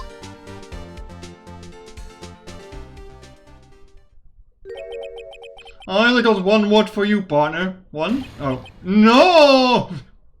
I couldn't even count if it was 8 or not. Damn you. Order, order, order. Witness, explain yourself. If this is a joke, then it's the worst I've ever heard. I assure you this is no joke, Officer Marshall. Now then, please tell us what you were doing in the evidence room at the time of the crime. 9 with no. Damn it. You fumbled it. Olé! Please answer the question. Why are you Mexican all of a sudden? What is he now? A bullfighter? That's alright, Officer Marshall. I believe we can figure out the rest from here. We can. Have a look at these floor plans. There's no place for someone to hide evidence, hide in the evidence room. Yet Officer Meekins didn't see Officer Marshall.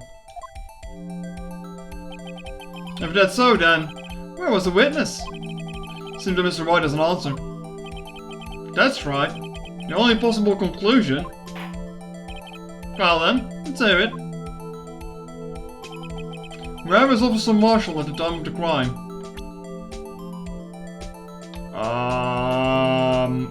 It would be this one then, no? Officer Marshall was standing right here. There? But that's where the victim, Detective Goodman, was. Correct, unless the man wasn't Detective Goodman. I believe the victim in the video is Officer Marshall.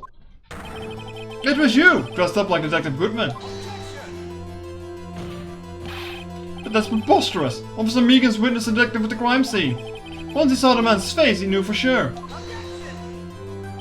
May I point out that Officer Meekins did not know Detective Goodman. He also testified about the man's reaction when confronted. He also said that he couldn't see the face. And also in the evidence room asked to show his card, sir. Yes, and how did Detective Goodman respond? He suddenly pulled a knife on me. Something about the officer's story puzzled me. If the man had his ID card, why didn't he just show it? Yes, he would have needed it to enter the evidence room, so he must have been carrying it. The answer is simple. He couldn't show it. As you can see, Detective Goodman's picture is on his ID card. Oh, I get it. And if he showed it, his cover would have been blown. Officer Meekins would have realized the man wasn't Detective Goodman. Do you have anything to say to this, Officer Marshall? You've got quite an imagination, partner. We've got a term for that. It's called circumstantial evidence. Circumstantial evidence? He's still denying it. You're gonna have to do better than that to break a detective. Unless you have hard evidence proving I dressed up as a victim. I can't say I particularly care for your uncooperative disposition. I can't say I care for your beard, but you don't see me complaining. I mean, are you doing so now? Now, Mr. Wright, do you have any evidence proving beyond a shadow of a doubt that Officer Marshall dressed up as a victim? Well, who am I kidding? I don't have anything like that. I can see the fear in your eyes, partner. Seems you're the one who couldn't dig the desert heat. Ugh, this can't be happening. It's so obvious he's the one. What do we do? What can I do? Looks like your lack of experience has finally been exposed. I'll pass on to you what someone told me when I was just starting out. When you ever run into a wall with no place to go, return to the basics. The basics? For me that would be what Mia used to tell me. Phoenix tried thinking outside of the box. We shouldn't look for the proof that Officer Marshall was in disguise. But rather I should look for the evidence that came about because he was in disguise. Why do you think his locker was open in the first place? Because he put the disguise in there. That's the white thing that's poking out. What do you mean? There's no reason for Officer Marshall to open his locker at the time of the crime. Yet he did, despite of the chance it might be discovered later as it had been. Which means he didn't originally plan to open his locker. According to the defense argument, Officer Jake Marshall was dressed up as Detective Goodman at the scene of the crime. Then after the crime was committed, he opened his own locker for some unknown reason. The fact that the white cloth is sticking out of the locker seems to indicate that he opened it in order to put the cloth inside. So, just what exactly is this piece of cloth? Perhaps the video is the key to our unanswered questions. Don't have any evidence, so this video is my only shot. God damn it, not make me look at this fucking video again. Very well, let's take yet another look at the security tape. After committing the crime, the witness opened the locker room to put away the white cloth. I'm just gonna save here. Just to be sure. Please show us why the witness had to open his locker.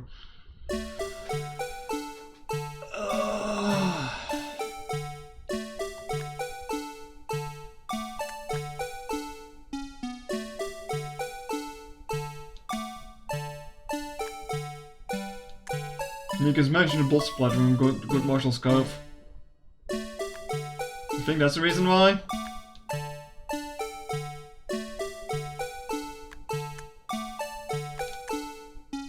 You know what? Let's point the blood out. Sure. Why the fuck not?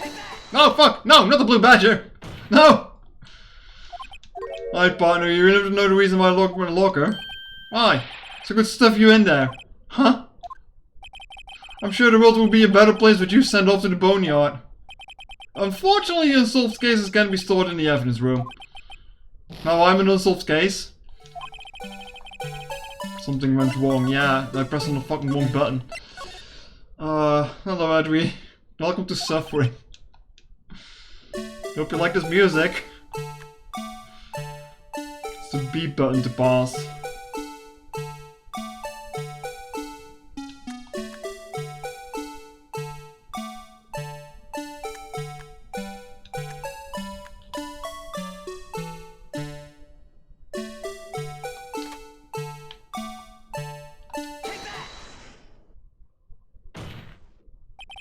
For some reason you disguised yourself as Detective Goodman and entered the evidence room, though I don't know why, to what end, yet. Yet? Everyone and all I continue circling forever with my hate in a carousel of never-ending agony. However, something unexpected happened. Officer Meekin barged in on you. When asked to show your ID card, you pulled out a knife on him. However, Officer Meekins panicked. And the white coat you were wearing was soiled with blood. A bloody white coat. You couldn't just walk out like that. So you had the coat in your locker. Not bad, partner. Why does he look so handsome when he's looking straight at the camera like that? Now then, Officer Marshall. Are you ready to tell us the truth? Looks like I underestimated y'all. I hope you're happy now, Mr. Edgeworth. 2 years ago.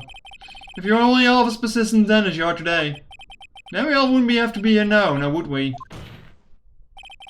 Officer Marshall, tell the court what you did. All of it.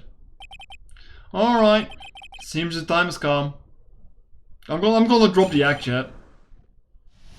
Something got tiresome talking like a cowboy. I'm pretending to be talking like a cowboy. I had to do it today. I couldn't just stand there and let it die.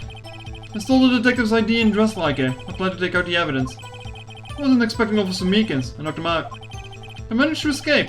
I knew which areas wouldn't be caught in the camera. There wasn't any murder in the evidence room at 5:15. So the supposed victim was really you. But there's one thing I still don't understand. Traces of large quantity of blood were found on the floor of the evidence room. If no one was murdered, then how could that be? Officer Meekins managed to cut his own hand. My guess is he is the donor. That was way too much blood for such a small donation.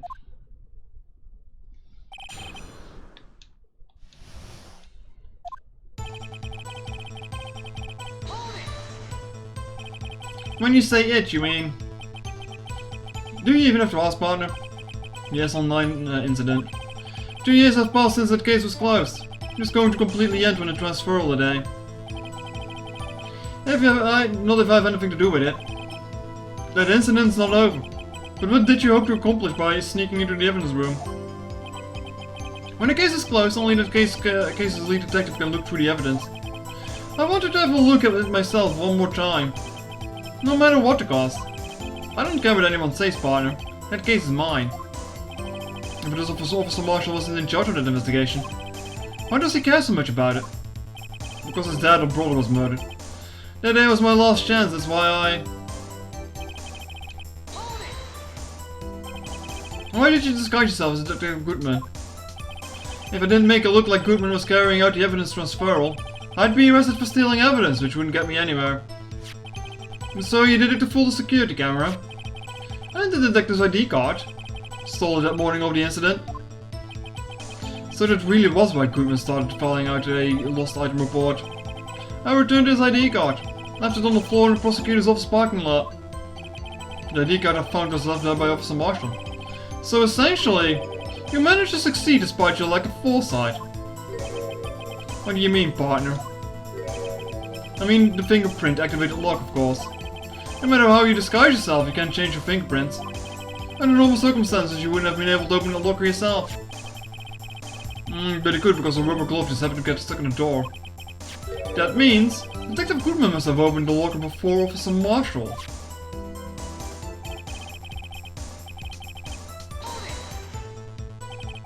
You pulled a knife on Officer Meekins and tried to drive him off? Let's just say I was a little surprised. I only planned on being in the evidence room for no longer than 5 minutes. I didn't think anyone would actually come in during that short time. Officer Meekins certainly is a 1-in-a-million type of person. Mistaking a detective for an intruder and demanding to be shown his ID. I'll have to think a little bit more about this race this year. When did Edward get so much influence? Anyway, he threw himself at me and I ended up cutting him slightly. I'm sorry that it turned out that way. With me knocking him out and everything. By the way, what happened to your knife? Oh, you mean, there's one? How is he actually allowed to, like, you know, cut his bait with a knife in the middle of the fucking courtroom? It's a bit of a problem, isn't it? I don't know what to say. So you knocked Officer Meekins out, and managed to escape and knew which hours I wouldn't be caught on camera. Life finds a way. So you did your research beforehand. Those who got into the desert unprepared don't live for long, partner. I didn't think it would make a difference though. The security tapes a race every day. Life finds a way. God damn it. 6 hours have all gone as planned, no footage would have been left. However, you bloodied your coat in your struggle with Officer Meekins. If someone was in the security room when I came out, the jig would have been up. I opened my locker and stashed it in there. It was Officer Meekins zoomed at that time. What else? He was sleeping like a baby. So what are you saying is on that day? Is this a crime of his own, actually, that you can be arrested for? There wasn't any murder. But the blood found at the scene certainly indicates a crime took place. What are you, blind? The victim shown on the tape is me, and I'm not dead yet, partner. So you stole the evidence from the locker? Actually, no I didn't. Why not? When I opened the locker, the evidence was already gone. What? Mr. Edward, where's that evidence? It's still missing, Your Honor. Detective Goodman's locker was already empty. Someone else stole the evidence. Officer Marshall, may I ask you one thing? Fire away, partner. It's a free country. Just remember, I'm also free to decide whether or not to answer. Why did you do this? Stealing a detective's ID, injuring a police officer. This is no small offense. Moreover, you're an officer yourself. This will have serious consequences. I can't just be forgiven with a simple cut in salary. Well, that salary cuts are ever a valid solution. Like I said, this isn't your case. This one's mine. And I'll do anything it takes to get an answer I'm satisfied with. The witness is an unusual amount of zeal. Let's hear more. You can't just forget the Assholes 9 incident. You know why? I know why. Because your family got murdered. But that case was solved 2 years ago, wasn't it? That's the reason the evidence was stored in the evidence room. And Joe Dark was convicted for his crimes. One thing I can say for sure is that he deserved a sentence. I remember the Joe Dark case. It involved serial murders, didn't it? I don't intend to complain about how it turned out. But there's something that still bothers me. Something that went down at the trial. Something no one will talk about. What happened? I don't know. That's what I'm trying to find out. Why is he so concerned with that incident? Maybe I should present him with what I think his real reason is. I had a feeling we'd wind up here sooner or later. Everyone involved here was related in some way to that case. Better take another look at the files. I just have to present the files to him then, I guess? Because he's trustworthy. I'm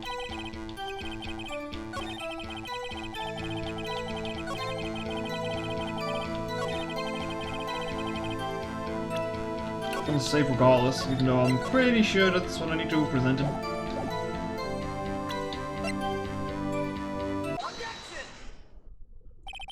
Officer Marshall, I think I understand. I think I know why you care so much about the S-Online incident.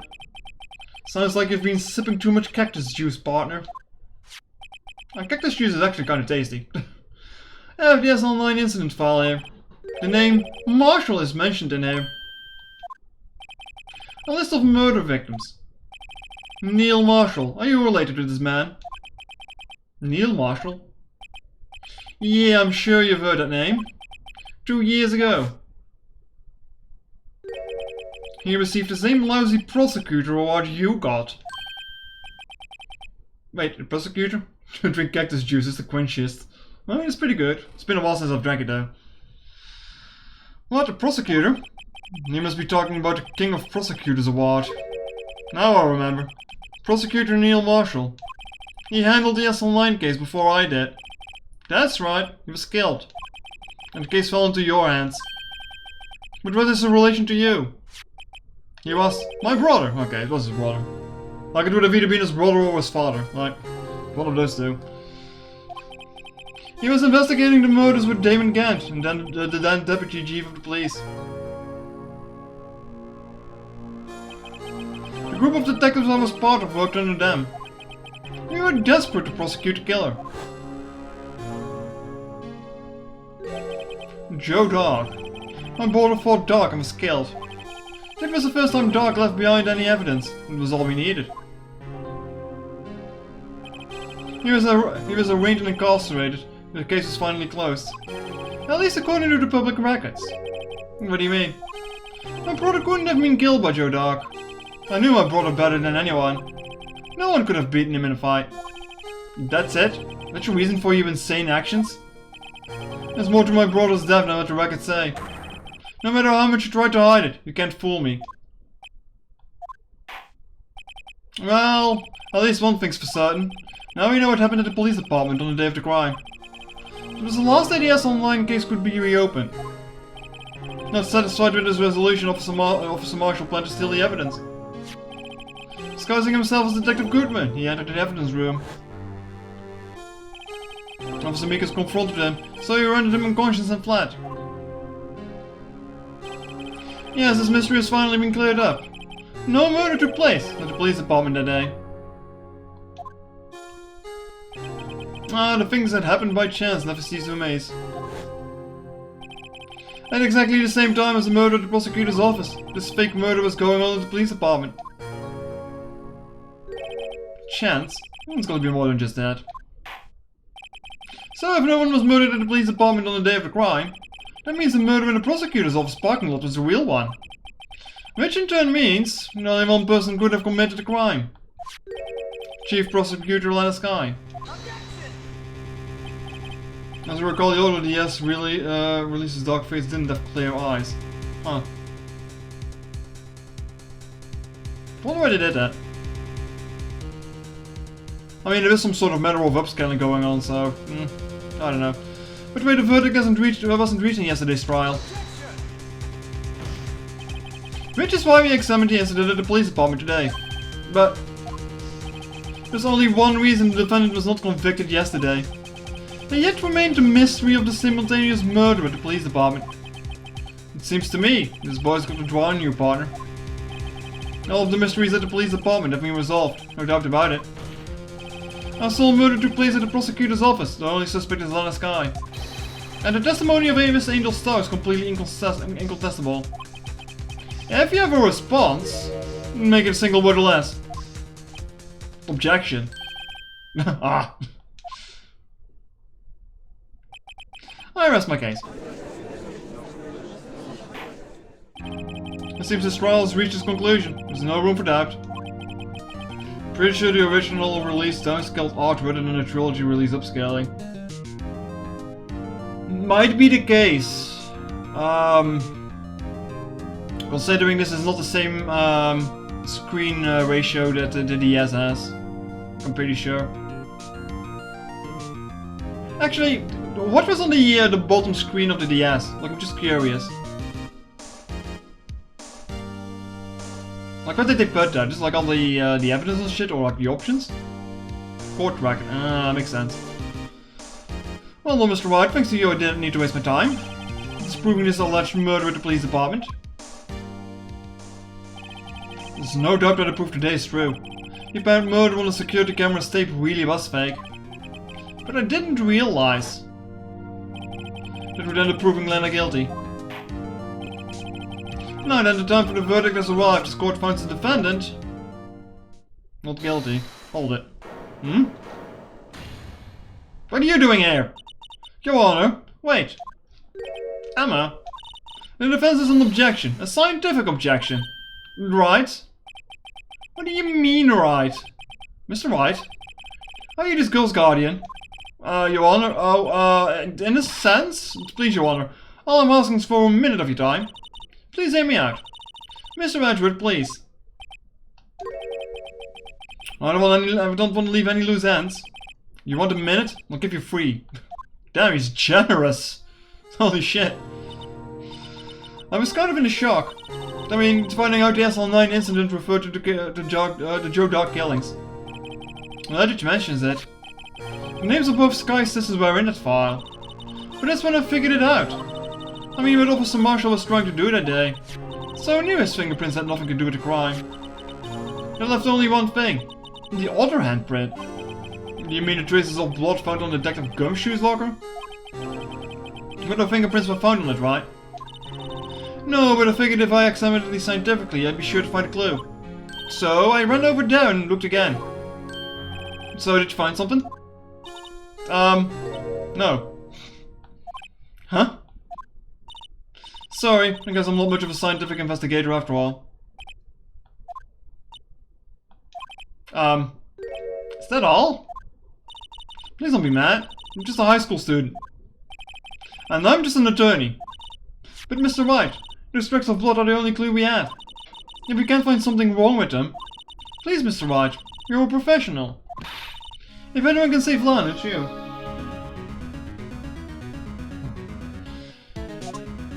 Me? Oh boy. Time's up. Now then, Mr. Wright. With regard to the incident at the police department, does any reasonable doubt remain? It appears the defense is troubled by the other plot mark.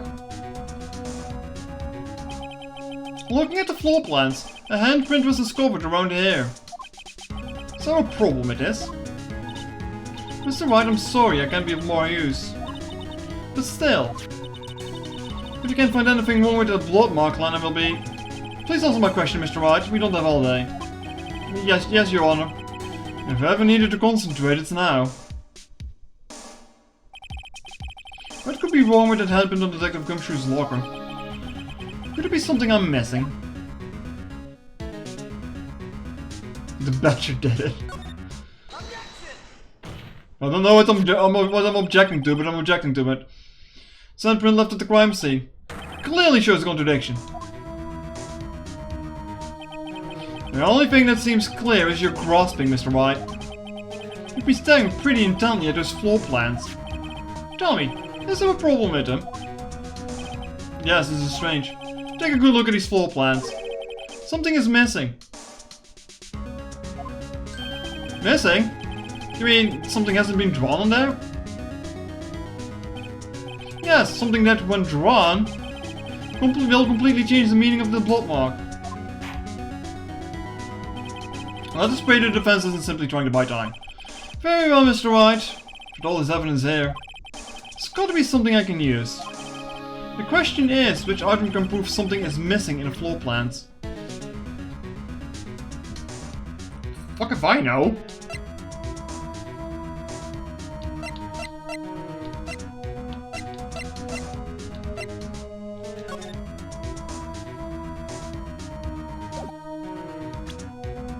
Blood up there?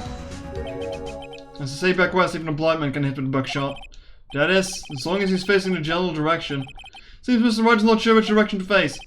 It's no use. The more evidence there is, the greater the chance of me being wrong. Try and remember what the evidence room was like on a different... Oh, the fucking badge was missing. I'll just spray the defense and simply buying time.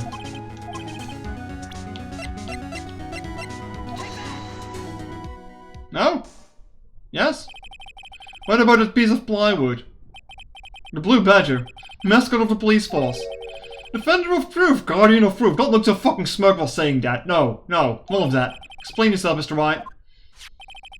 Please look at the floor plans of the crime scene. The Blue Badger is not there. So? So watch what happens if you put him in. This is where he was dancing at the time of the crime. Well, what? That's right, so long as the Blue Badger is dancing here, it would be impossible to place a handprint at the spot of the locker. What?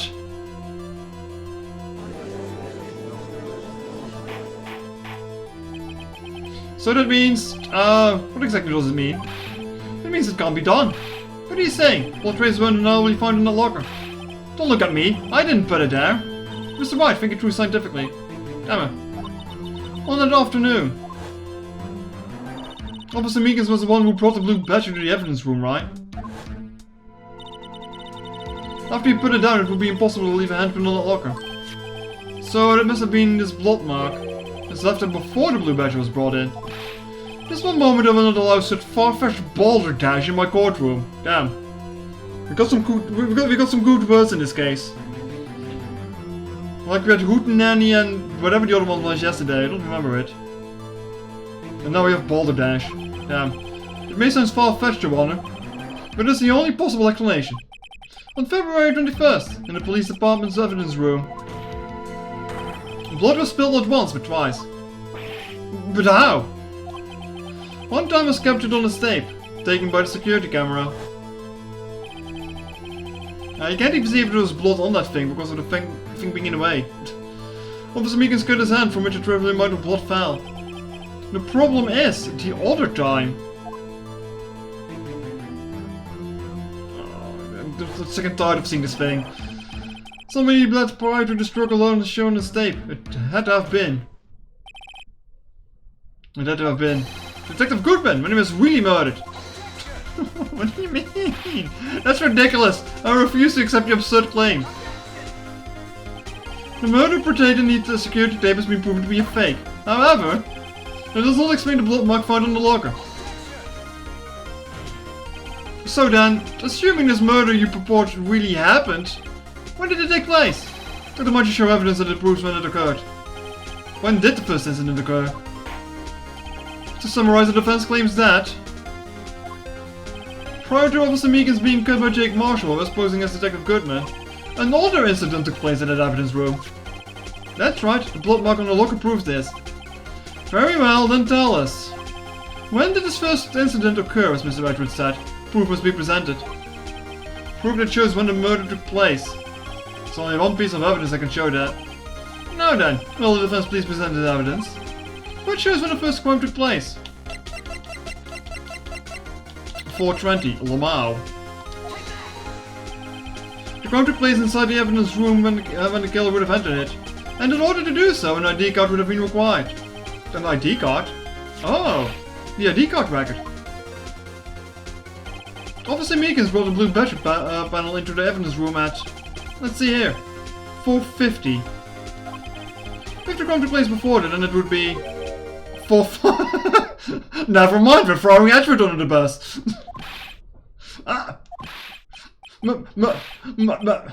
Miles Edgeworth? Just what have you done? I never would have figured he would have the nerve, boy. I was 100% sure that he would go for the one that showed up 20 minutes earlier. That we don't have any name for. But no, just pushing it on Edgeworth. Holy fuck. Drop the act witness. It doesn't take a lot of thought to figure out it couldn't have been me. No, I ain't getting it. I'm afraid I don't understand either. It's clear from the luminal test that the blood was there. However, when the second crime took place, both Officer Meekins and Officer Marshall failed to notice the blood. That means the blood from the first crime was wiped away. By the real murderer. It would have just 10 minutes for it to murder the victim, then carry his body away. And clean up the blood. Unfortunately, that's physically impossible. That would mean the crime was taking place before Mr. Edgeworth entered the evidence room. You idiots. Let's take a look at the chart again. There's only one other card number remaining. Okay. What? Is this 7 sevens? No, it's 8 sevens. No, it is 7 sevens. Pfft, nice fucking card number. Talk about a lucky number. But wait, that doesn't make sense. How could Detective Goodman would have entered the evidence room? Since there was no record of his card being used beforehand, he must have entered along with the real murderer. It's the only plausible explanation. He went in with 7... Yeah, okay. Lucky number 7. Mr. Edgeworth, please take a look into this ASAP. Find out whose ID number 7 is. That's 1 7 too many, Your Honor. Unfortunately, I'm unable to look up the owner of that ID card.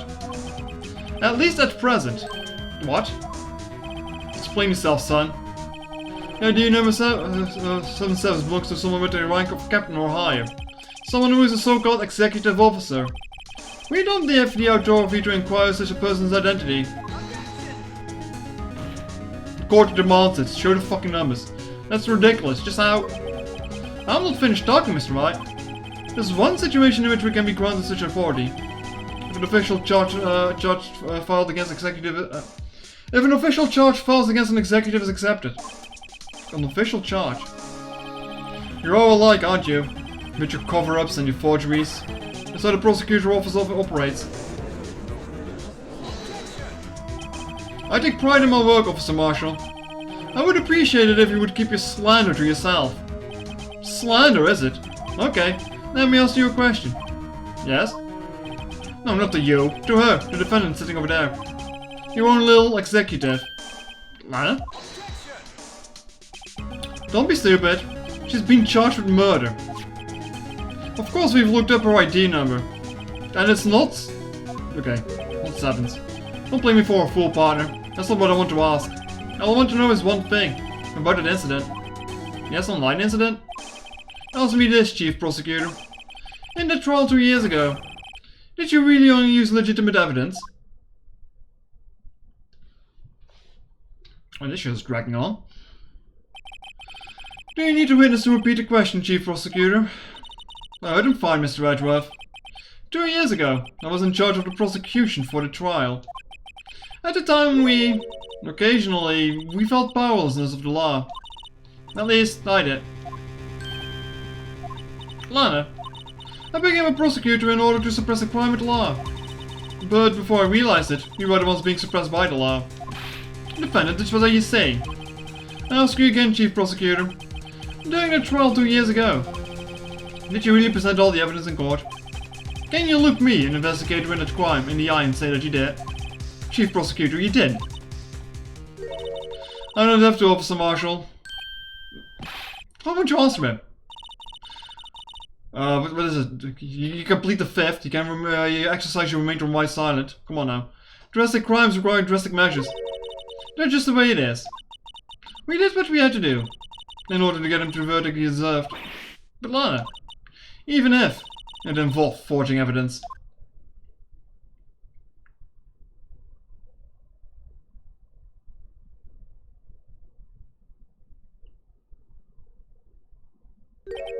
See?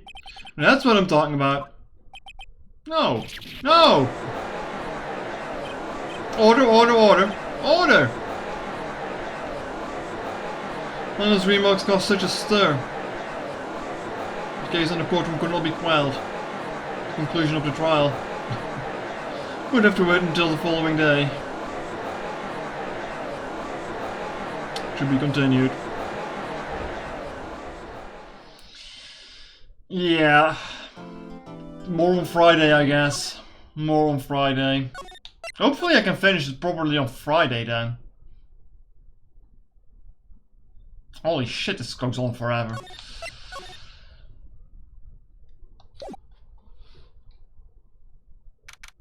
Your face is a Friday. Oi. Oi. No, I'm not getting up this carousel of agony, I guess.